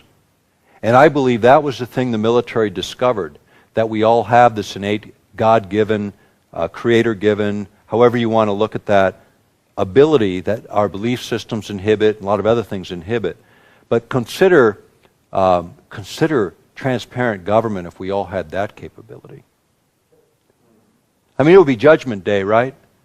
I mean, it would be Judgment Day on a fundamental level, because if we're totally transparent, and so is every other human being, we have to be pretty forgiving human beings. And maybe that's our highest human attribute, after all. You know, we saw it, truth is worth something. Truth is worth finding out. There needs to be whistleblower mechanisms for the private sector and the public sector that actually work. There needs to be real truth commissions, like what happened in South Africa. You know, look at what happened there. People had an opportunity to come forward, tell the truth, be forgiven, or else be prosecuted severely if they didn't. We need that. In Western Europe, we need that in the United States. An opportunity for people of conscience to step forward, acknowledge our mistakes, clear the slate, and start again on some of the things that could advance humankind rather than suppress it. Because these technologies are about suppressing it. The military is not known for any high human affairs except killing each other. It's the wrong group to be controlling science. Think about science today. How many people in our legislatures around the world, or our parliaments, have any scientific background at all? And yet what makes governments the most powerful in the 21st century is the command and control of high science. Which means if we're going to operate within democratic republics and democracies as citizens, we have to have a certain level of knowledge. Now, it doesn't mean that we have to know how to build all this stuff, any more than most of us can even repair an automobile today. Something we used to be able to do. But we can still drive it from place to place. Conceptually, we need open debate on weapons concepts so we, as a citizenry, can direct our governments on the way in which they should go. And we have the opposite. We have a military academic complex and in our country, an uninformed Congress, that on the most classified of research, only the congressional leaders can be present. They can't discuss it with anyone. They can't bring experts in to refute what they're being fed, and they don't have the background knowledge to even approach it. I mean, we got a couple of doctors, a couple of MDs, a few people out of 535 that have any science background at all within our Congress. That is a huge, huge hole in a modern society, the one that we built around us, that depends on technology for our very existence and drives so much of where we're at. That's why we're in the mess we're in right now, quite frankly, because policy is not keeping up. Technology used to double every 5 years. This is back in the 1980s. That's from the invention of the wheel to where we are then. Today, it's about every 8 or 9 months. Technology doubles. We can't keep up with the regulation. We have to look forward, looking at the base of knowledge that we have now, look forward and begin to regulate the technologies that are actually dominating our lives today. If we'd been doing that for the last 20 years, if we'd been exercising at least what they attempt to do here in Europe as a precautionary principle in environmental and health issues, you sort of anticipate it, you let the whole world know, hey, there may be this problem, so at least we have a decision point to make that each of us can make in deciding how to push policy forward. Going from this one, The Future of Mind Control, Economist, 2002. And here, this article isn't getting into technical aspects. What they're talking about is the ethical aspects of should we, shouldn't we?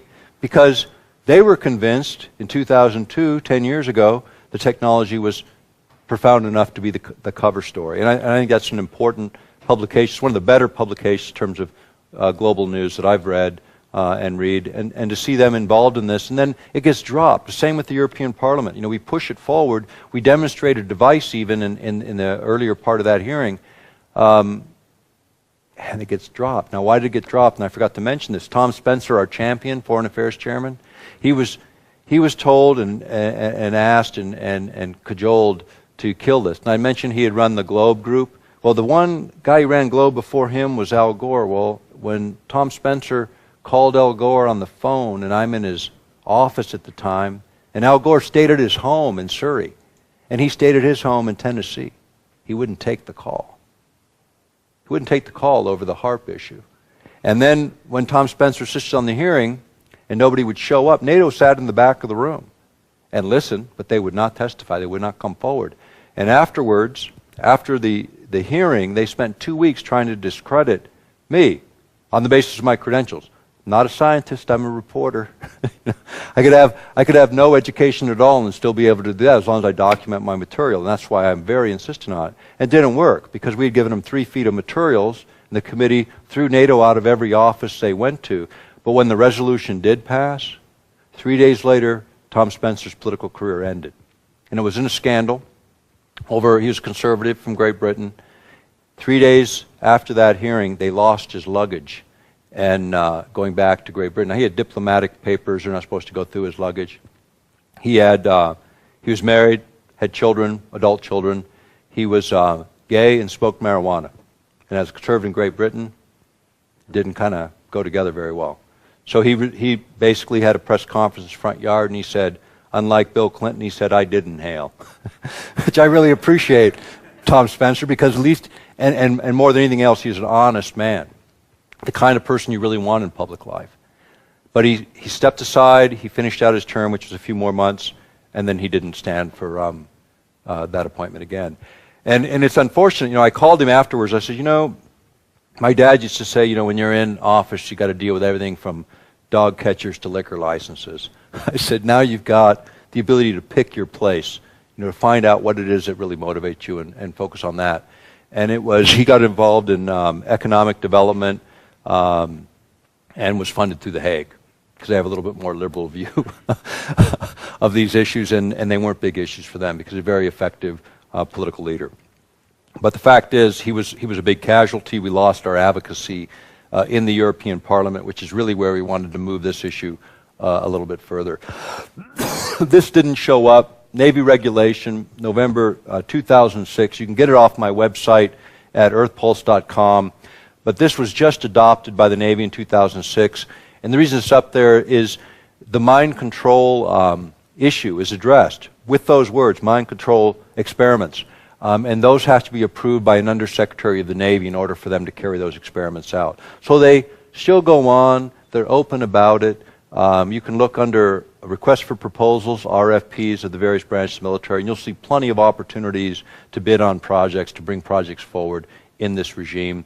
You can look on our website and see some of the DARPA documents in this area.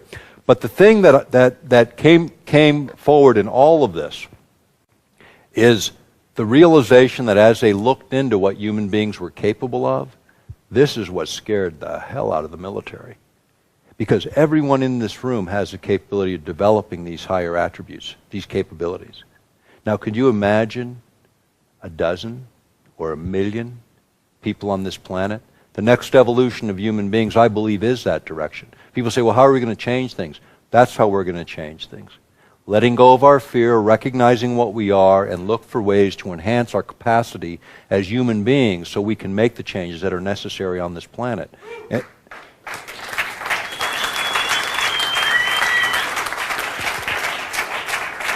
This is a simple technology. Many of you are probably familiar with HemiSync. How many are familiar with HemiSync? A few. Okay, this is whole brain coherence. You can actually, I think the next slide gives it. Yeah, this is right out of the patents. The patent number is there. This is sort of the before, and there's the after effect. Now take a look at left brain, right brain. That's what you're looking at there. Take a look back. On the right side, facing the screen, is a normal brain. HemiSync resonates both hemispheres, the creative and analytical side, to run together the way that they were intended to work. We hear a lot about left brain, right brain, people are this way, people are that way. We are both ways if we're properly organized. When little kids, I was mentioning little kids operating mostly in the theta ranges, they also tend to show more whole brain coherence. And then we educate them and really screw them up. And they become one side or the other dominant. And as they get older, it becomes more and more pronounced. HemiSync is just one technology of many that brings things back into balance. So within 30 seconds to a minute, you get a whole brain effect. Monroe achieved a patent in this. And this whole brain effect unifies both sides of the brain and then through a number of programs that he developed, you can do all kinds of very unusual things. And I would suggest take a look at, again, our website. We have a whole array of HemiSync available there.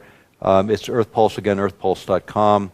But HemiSync is like the cheapest, easiest way to get there. You know, it's like, and they organize them for accelerated learning, for quitting bad habits. Some of them have voiceovers, but you can hear them. You can dial it up so that you can actually hear what those subliminals are. And I really recommend that if you ever use subliminals, make sure you know what you're hearing, because some things can conflict with your belief systems. Like an example, I can say dog in the room, and some people get all warm and fuzzy, and other people get terrorized, right? So you really want to be mindful about what you're putting in, because you really are programming, and this is primary programming.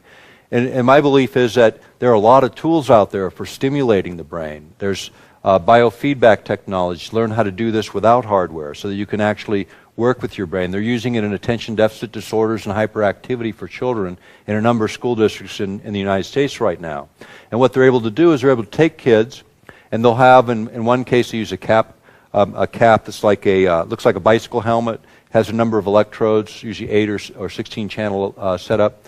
And so they monitor brain activity in real time, and then they'll have on a computer screen like a bouncing ball. So the kid is trying to make the bounce hit a certain range. And when they do, it's when they're in that ideal state, that alpha range for learning. And after 30 to 40 sessions of about an hour apiece, they don't need any hardware. They can go there right now. They don't need Ritalin. They don't need any drugs. They're not going to destroy their liver. They can actually clearly get into that learning space. You can use them for relaxation, meditation, accelerated learning, and sleep, as an example. And a lot of other things for stimulating the brain to reach higher capacities. There's light and sound devices that do this. There's electrocranial stimulation that can do this. Those are a little bit sloppy because you got to use gooey electrodes. But light and sound are good if you don't have epilepsy. You're going to trigger a bad situation. But they work really well. And those technologies are relatively flat and simple. Biofeedback, another technology that's relatively easy to begin to learn how to utilize. You know, we have gyms for learning how to be physically fit. We have technologies to be more mentally capable. And there are things that enhance our ability to perform, allow us to learn how to deal with stress in a much different way, and make us more powerful human beings by being able to utilize what we truly are as human beings. So, ideas regarding HAARP, because I was supposed to talk about weather modification. Weather modification is a concept, may or may not be. Is it good or bad? You know, and here's my view of that. And Ben Eastland came to this. At the end of his time on this planet, he had made the decision to not share anything about weather modification with the military because he felt they were irresponsible. If we're going to do anything in this area, big if, we have a lot further to go with our ability first to model the planet, to understand what we're doing, because you may create one solution in one place and 10 problems elsewhere because we can't model the planet's systems efficiently enough yet. But if we're going to move in this area, it needs to be done in the open light of day, very, very slowly, with civilian sectors and all governments of the world, not just one or two, engaged in this kind of work. Pollutants removal using RF. Interesting idea, again, moving very carefully. And a warning that Rosalie Bertel gave, and now she's deceased, so I give the warning again, is these are the kinds of ideas that the military would use to get you and me as the public to support programs like HAARP. But remember all of the other potentials in these programs and the risks associated with them. Militaries are not the responsible parties they need to be. Civil governments are. Civilian sector is. At least got a fighting chance of open debate based on debate across the facts rather than the fiction that the military produces on a pretty regular basis. And they do it to manipulate, they do it to control, and they do it to gain funding, and ultimately to achieve their paranoid objectives, which is really what they're about, as I said in the very beginning of this presentation. Energy as a weapons, and it's related to technology. Again, if you don't destroy all the property, maybe you don't have to rebuild, but maybe if you don't go to war in the first place, you don't have any of these problems. War is becoming too easy. These new technologies make it easier every day. When people can sit in the middle of the United States and run drones anywhere in the world, the distance between the killing is too far. You know, when our fathers or grandfathers went to war and they came back from war, they still had the smell of it in their nose. They didn't want you going there. They did everything they could to avoid it. It's now become too easy to kill without that same connection to what you're doing. We have to keep this in mind. You know, military personnel can't really object. You know, they lose their civil rights as they step into that game. This is a very dangerous situation as we move forward, because high technology literally runs the world today. When you look at a metaphor for change and new technology, you know, I use this concept of technologies as an opportunity to really talk about what it takes to empower us to make change. And it really starts with changing ourselves. That's where it begins. People say all to me all the time, what can I do? What can I do? How do I protect myself? Well, first of all, that's the wrong position to take, because as soon as you do, you've already told me the first problem. You're already fearful. That is the adversary. One step at a time. If it's not these issues, everyone in this room has an issue you're passionate about, that you care about. I don't care what it is. Step up, do something that you know absolutely you can achieve. We each have a sphere of influence. It may be just our family and a few close friends, or it might be the reach into government. Exercise what you can do, not what you can't do. Recognize there's millions of others doing the same. I once asked a priest, what's faith? And he couldn't describe it. I can tell you what it is. It's acting on what you know to be right and true. Doing something, changing something. We can all do that. And together we can change the world. Thank you very much.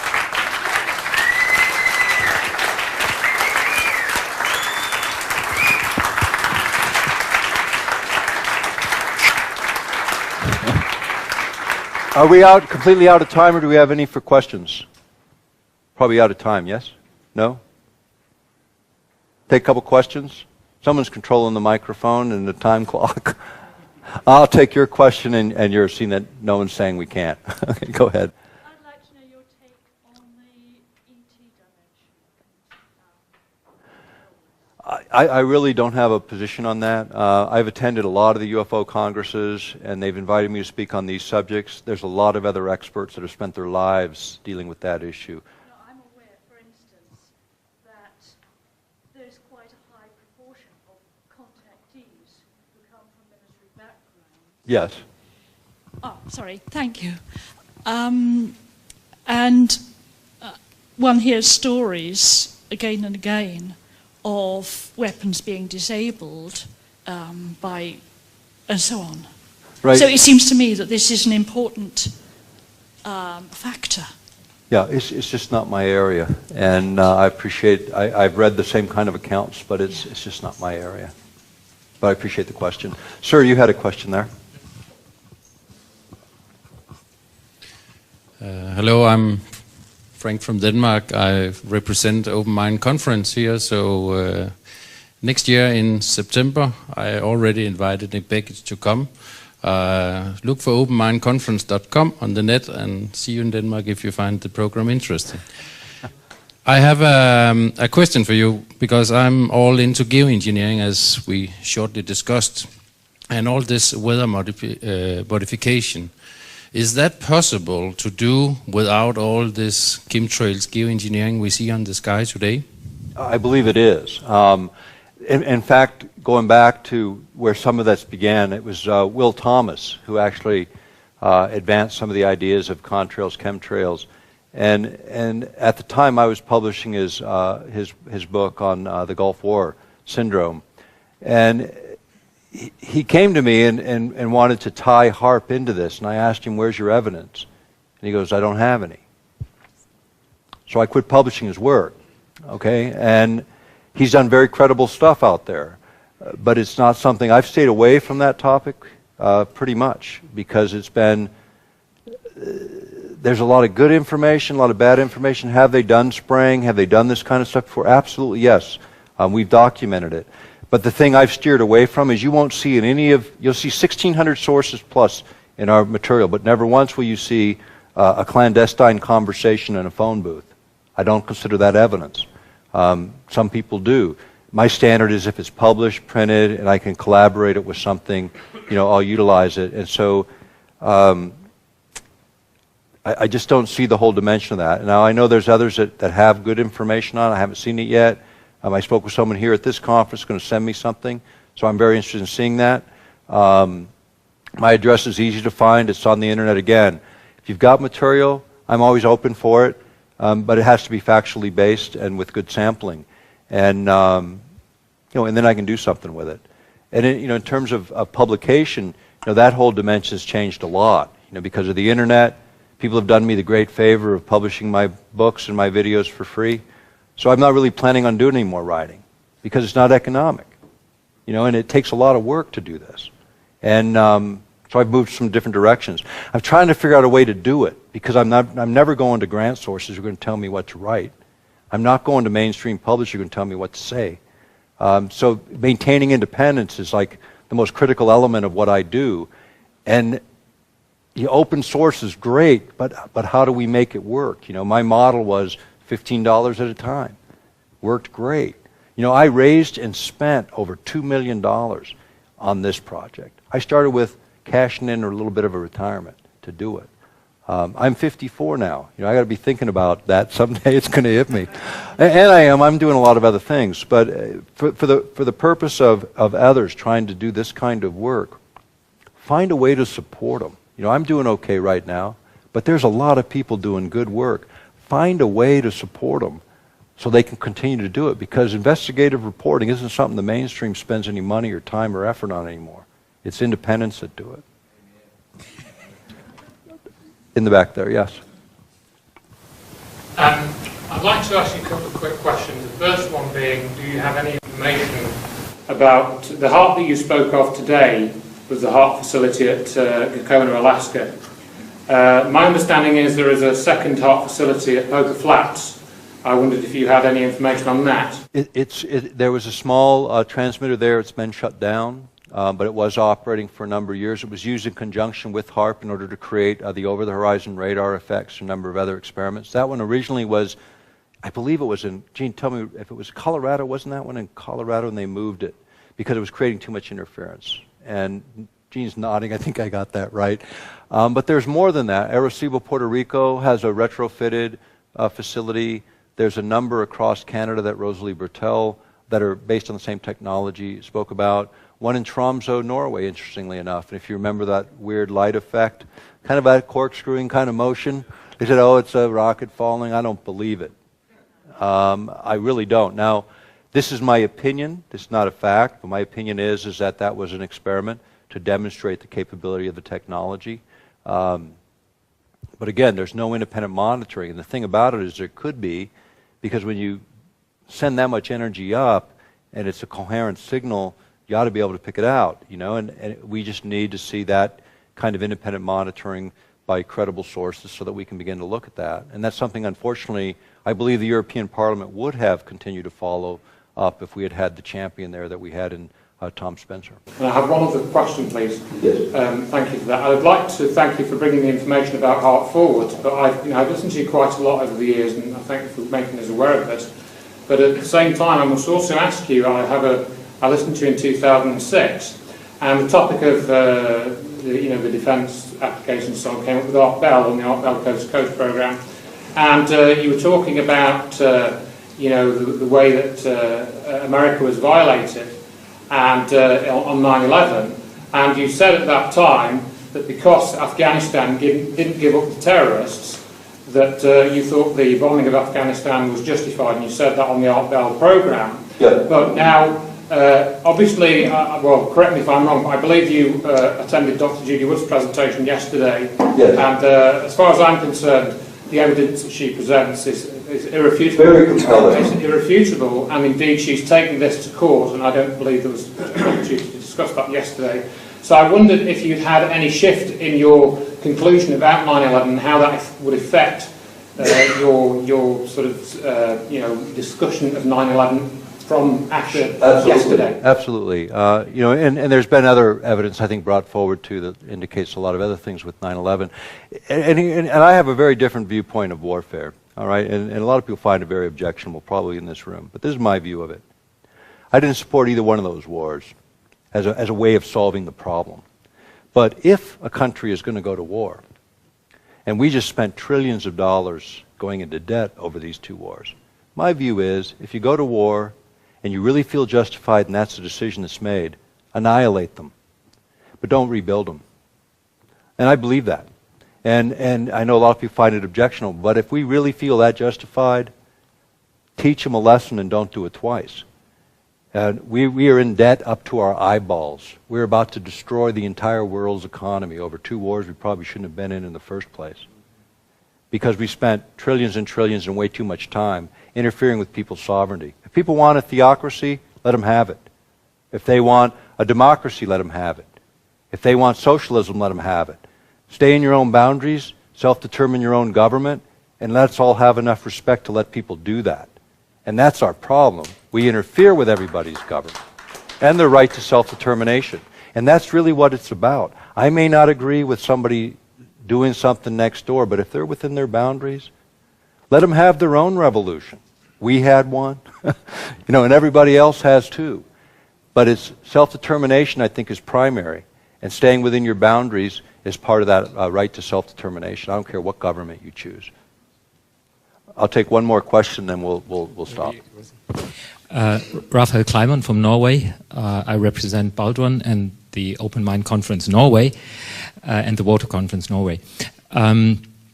A co-worker of mine has done some research on the chemtrails issue in Norway, and we have had laboratory results showing 10 times high levels of barium, strontium, and titanium. We have had a strange situation last year where we didn't have butter in Norway. I mean, Norway is the richest country in Europe, and we don't have butter. We couldn't buy butter because the harvest was destroyed. And this year, it probably is going to be the same thing. I know farmers in the neighborhood who are just crying. Their economic basis is destroyed. The theory of my coworker is that barium and strontium titanate has a special piezoelectrical properties where only very short amounts of nanoparticles of these substances are enough, combined with these RF effects, to totally undermine the biophoton communication in the cells of the plants. This is an important point, and it doesn't take much. You can put any number of heavy metals or particular elements within, in very, very small doses within an area. And then you can hit it with RF and actually amplify the effect. So you do blood work, like iodine would be a good example, and I think, I'm trying to remember, I think it was Becker that used this in one of his analogies, but basically you can take iodine, and you all need iodine, all of us need a certain amount of iodine to function, but if you overload, you can get really sick or you can even die. But you can send an RF signal that'll resonate to iodine, trick the body, you'll begin to show all the symptoms of iodine poisoning, and yet when they check the thyroid, do the blood work, it doesn't show up. And very effective, incidentally. In fact, you could utilize it in a battlefield just using the heavy metals and material that's released by the ordnance, that's the bombs and so forth that are dropped. So your adversaries have this within their system. You can send a signal in that amplifies the effect, devastate a complete army, and then turn it off and then send your troops in, and you're not going to be affected at all. So this is, again, the type of technology can be used. Could be used even against general populations, or could be an accident. I mean, you have the elements available. People aren't familiar with what RF signals might trigger that amplification. You end up with these mystery illnesses that pop up from time to time. And I would venture guess it's probably some complex form of that, because RF is everywhere. I mean, and there's virtually no regulation within the narrower and narrower bands, because we've discovered that we're more biologically active in these areas than we thought. With that, last question, I'll stop. Thank you all for being here, and again, thank you for supporting this organization.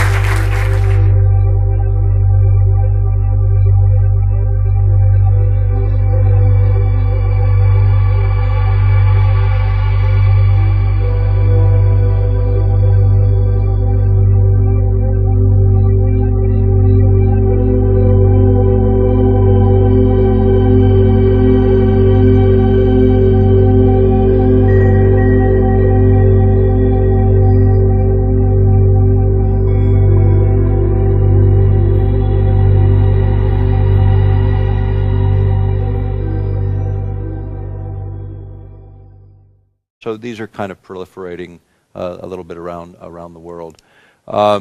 This is the idea of focusing the energy, starting graphically. This comes again from Bernard Eastland's view graphs.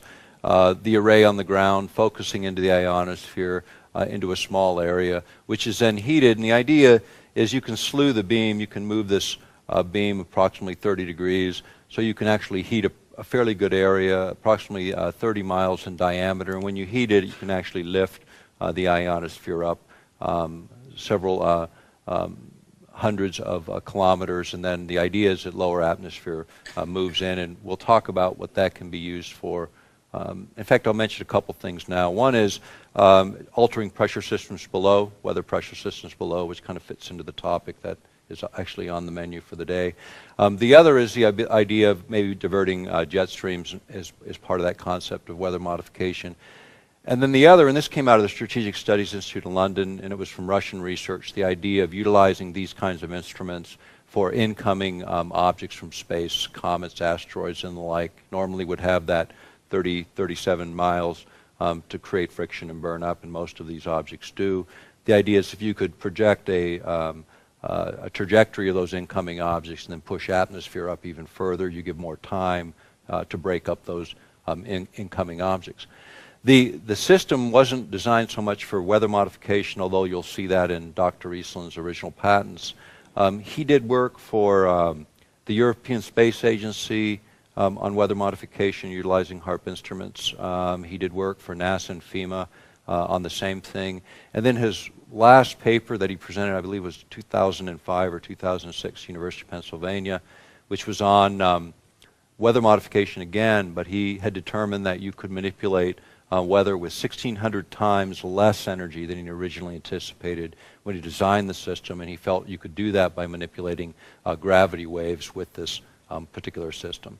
And in terms of technically how to do that, I can't tell you, but if you look up Ben Eastland and you look up that paper, it's something that's out there in the public domain. You can find it. But again, he came in looking for a way for ARCO to make some money on natural gas. We don't have a natural gas pipeline from the North Slope of Alaska to Tidewater. We have trillions and trillions of cubic feet of natural gas on the North Slope.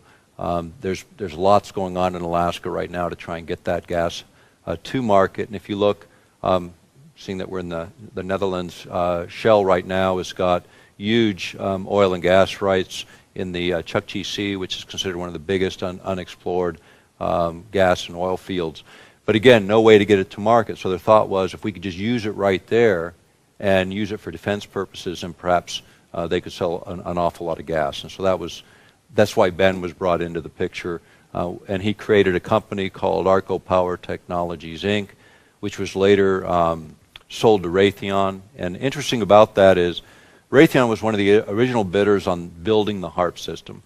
And they lost the contract. They didn't get that contract. Now, Raytheon at the time was in the top 40 of the Fortune 500 companies, and ARCO Power Technologies had no track record, had 30 employees. But what they did have is they had a cluster of 9 patents. And when you have intellectual property and you become essentially the only source for certain technologies within the procurement process, you have the advantage. You're going to get the contract. Raytheon then bought ARCO Power Technologies out, so they ended up with those technologies. They then sold that subsidiary to British Aerospace, and at the same time that happened, approximately the same time, the project moved from the United States Air Force and Navy over to DARPA, and DARPA does the most classified research for various branches of the military and for the various security agencies in the United States. So they now control HAARP in terms of its advances and its projects. Lots of academics are provided opportunities to utilize the instrument. This is considered a developmental prototype, so it's being used for lots of purposes experimentally. Some of them pretty good ideas, and it's like the ultimate instrument. In fact, the early developers considered it an opportunity to work with their plasma lab in the sky, which makes some of us a little bit nervous when you think about experimental work going on where you're literally coupling with a part of the natural environment with the idea that somehow you're going to be able to manipulate the energy within that area. Now, the ionosphere, I think Brooks was speaking before me. He was talking about solar flares and the kind of activities that cause disturbances on the power grid. They also cause disturbances in the ionosphere, which affects and can affect global communications. And so part of this initially was to learn more about the ionosphere and determine whether or not we could stabilize the ionosphere during those events to facilitate communication, or conversely, purposely disturb the ionosphere in such a way as to disrupt everyone's communication and yet be able, because we're generating the signals to disturb it, being able to carry our own communication on. So for military purposes, if you think about it, being able to knock out everybody else's communication, keep your own going, certainly presents some pretty good strategic advantages. The other idea on this, and this kind of gives you an idea of one of the things that Dr. Eastland came up with was this global shield. And what he was going to do there, and I think the next one shows it, is take and pump energy up, use the naturally occurring magnetic field lines that surround the Earth that run from the South Pole to the North Pole as wave guides. So he'd pump the energy in using that cyclic resonance, and then using them as wave guides, spin accelerate electrons all the way around, and then as you activated these around the planet, you create a shield. And the idea was intercontinental ballistic missiles entering that field would become disrupted. You'd affect their avionics, saying that it control their flight paths and be able to disrupt them enough to cause them to malfunction, so they couldn't, deliver their payloads to the targets. And so that was his big concept. The amount of energy required and a number of antennas in the array that would be required would be huge. And the ideal locations for these is the northern regions or the polar regions of the world, because you want to be close to where you can inject energy into the magnetic field lines, and they intersect at the poles, so you don't have to push the energy quite so far. And you need large supplies of natural gas or some kind of fuel supply to run these. So from his perspective, this is kind of the ideal situation. You can have a missile defense system. If we had built it back then, we would have violated the ABM treaty, which was a bit problematic at the time. But the idea was to utilize something you could put on U.S. soil, that you could create a shielding system and have fuel supplies adequate to run it. So it really offered the best strategic advantage from his perspective. And he'd had several patents in the oil and gas industry. He was a plasma physicist. That was his specialty. But this became a project that was pretty interesting to the U.S. government. The other thing that that they could do, and this gets into the weather modification. I'm going to go back for a second. Looking at this again for just a moment, some of the things that came out of this were the communications aspects, disruption, as I mentioned. One of the other things that came out of this was the idea of over-horizon radar, where you'd need two of these transmitters. One would create kind of a cold plasma, so you can kind of energize this area and gather data on in the interim. When I was working for the Ley Institute on Technologies, our primary mission was to take, again, complicated ideas, try and get them into plain language and get them out to the public. The founder, Dorothy Ley, was particularly interested in mind effects, the effect on consciousness. So we're going to cover some of that in the latter part of this presentation, probably in the second hour after the break. And somebody out there is going to have to tell me when we're getting close to that break time, because otherwise I'll just keep on going.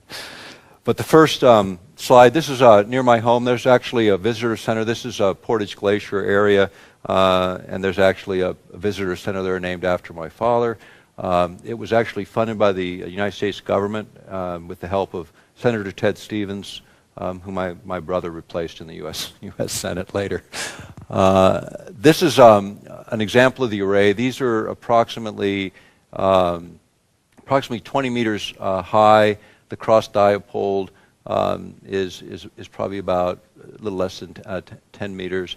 There's a field of 180 antennae. These produce radio frequency energy.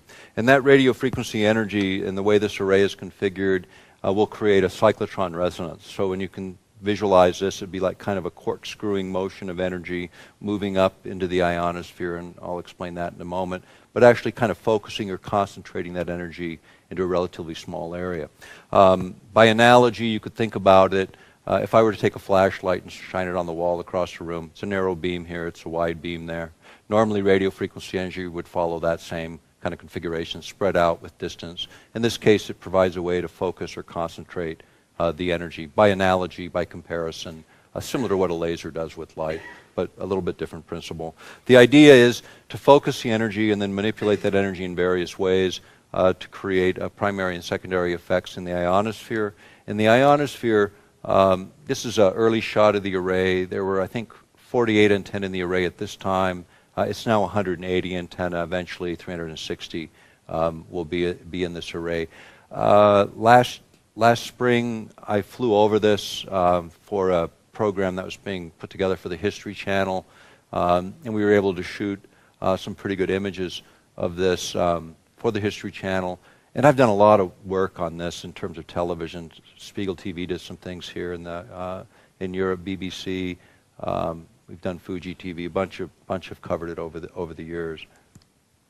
The 180 antenna array is essentially here, and again, this will increase in size one more time to 360 antenna. Just another image. Okay, this comes out of view graphs produced by Ben Eastland initially, and just to give some idea of what's happening, we've got the Earth's surface, of course, approximately 37 miles above begins the ionosphere extending out to approximately 620 miles, and this is the region that we're interested in as it relates to HAARP. And there's a couple of ways that HAARP is utilized. One is these early devices were actually called ionospheric heaters. They were originated in the former Soviet Union. They took a long time to reset, to vary the frequencies. The HAARP system can reset very rapidly. They have the ability to control it in a way that allows them to change frequency and change configuration pretty readily. It makes it one of the most versatile, if not the most versatile, ionospheric heater on the planet. It's not the only one. There are ionospheric heaters in what is Russia today, northern Canada. In fact, Rosalie Bertel did some work on the ones in Canada. There's a system here in Europe, the EasyCat system, and then there's China actually is developing their own.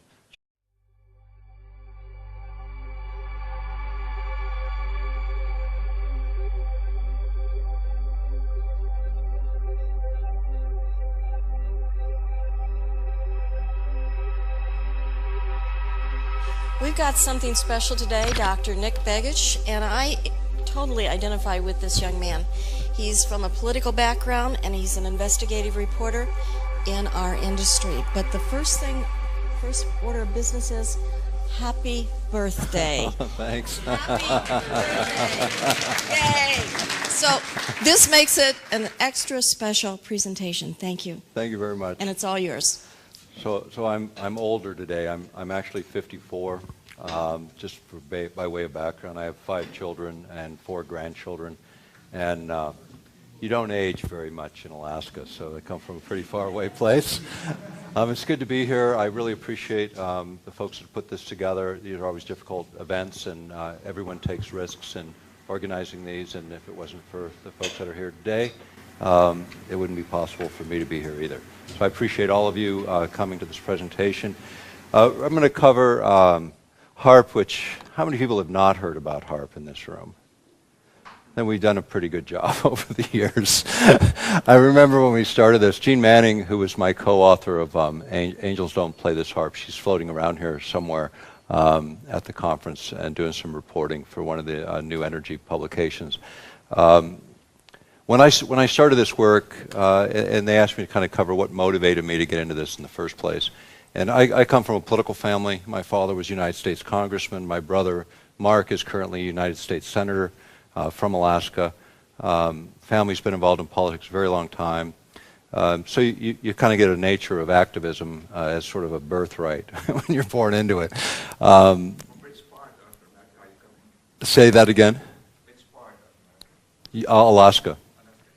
So sort of part of America. You're kind of detached a little bit. It takes a couple days to drive to the next state. But Alaska's a pretty unique place. And you know, from a very young age, I was engaged in political activity, My father was lost on a plane with Hale Boggs, who was a United States congressman. He was also the House Majority Leader just before the Watergate. He was also on the Warren Commission, which most you're familiar with as part of the Kennedy investigation for his death. And Boggs was an advocate for reopening that investigation. He was also a strong opponent of J. Edgar Hoover's FBI and was pretty vocal about it. He believed that government at that time was pretty corrupt, and he was someone that stood out and stood up and made his case known. He came to Alaska to campaign for my father's second election to the United States Congress, and they flew on a small plane from Anchorage to Juneau, and the plane was lost. Largest search in the history of the United States, and it was never recovered officially. In 1993, which was 20 years later, there was evidence that came out of the FBI that said they had located the plane, 2 people were alive at the crash site and never recovered. For my mom, that kind of got her out of politics. She left Alaska. For the rest of us, it became, again, a motivating factor for engaging in the kind of controversial work that myself and my brothers and sisters have engaged in our lifetimes. If it can happen to a congressman, it can happen to anyone, but the reality is people have to step up to the plate. Do what you can on the issues that are important to you, and so they asked me in the beginning of this to at least present my motivation for getting into this work in the first place. The other thing, at the time that I started to do the research on HAARP, I was working for the Anchorage School District. I'd been twice elected President of the Alaska Federation of Teachers, although I'm not a teacher and never have taught. I had an aptitude for organizing, and so I was involved in that work. The thing that I decided was that, I had this really wonderful bureaucratic job where I could make my living with my left foot, as my friends used to joke, and actually focus my creative time on other issues. And outside of the workplace, science was my interest area, and I always had felt and been involved in science, reading independently for most of my life. And I felt the translations weren't there. Being able to take complicated ideas, bring them down into plain language so they might be useful. That became my interest and my motivation for getting into this work in the first place. I didn't expect to be doing it 17 years later. Never had I been involved in work that was that long. I jumped around a bit, followed my interest, but technology became that. HAARP, the High Frequency Active Auroral Research Project, I ran into a very short, brief, a few column inches of article in a publication called Nexus, which I'm sure most of you are familiar with. Duncan Rhodes, who I met shortly thereafter, I'd sent him an article I had written with the encouragement of friends to actually take some of this material that I was gathering and put it in written form. That was published a few months later, and Jean Manning read it. She was a journalist, had a book in publication at the time. She approached me, and we agreed to collaborate on a writing project. Initially, it was going to be an article, but turned out we had way too much information. We decided we'd work together on a book, which I worked in government a long time, so we were working through this book, and I said, why don't you just come up to Alaska, we'll sit down in a couple of weeks, we'll get this thing done. They had a long pause on the other end of the phone. I said, we can't write a book in 2 weeks. I come from bureaucracies, you can't write 100 pages in a week, there's something wrong with you. So about 6 months later, we got the book done. We were looking for publishers. Nobody wanted to publish it because it wouldn't sell. The book is in several languages now. It's sold, I think, around 100,000 copies in all languages, which for a technical book is considered pretty good. But it was a catalyst, really, to get this idea and get the ideas surrounding the technology out there. The technologies were invented by Dr. Bernard Eastland, and Dr. Eastland and I became friends in the course of all of this. In fact, he thanked me a few years before his death. He says, it's really tough for physicists to become well known, and he wanted to thank me for helping in that effort because a lot of people know him now. He passed away in 2007, and just before he died, he participated in a closed conference that we had sponsored. At the time, I was working as executive director of the Lay Institute on Technologies. The Lay Institute was founded by one of the heirs of Frito Lay PepsiCo, and I was doing some work for them in technology. But HAARP as such, started with an idea of Dr. Eastland's, and it was to take, he was actually under contract to ARCO, Atlantic Richfield, which was a large oil and gas company operating on the North Slope of Alaska. They had approximately half of the natural gas on the North Slope, and they were interested in finding markets for that gas. And he had come up with a novel concept that had defense applications, which was HAARP, where you take huge amounts of natural gas, run them through magnetohydrodynamic generators to produce electricity, and then running electricity into an array, a field of antennas for the purpose of developing some of the things we're going to be talking about today. And I'm going to deviate a little bit from what's on the menu of events for the day. We're going to cover HAARP, we're going to cover the weather issues of HAARP, and then I'm going to move into some of the other effects of HAARP as it affects human beings, and then some of the parallel technologies that we've worked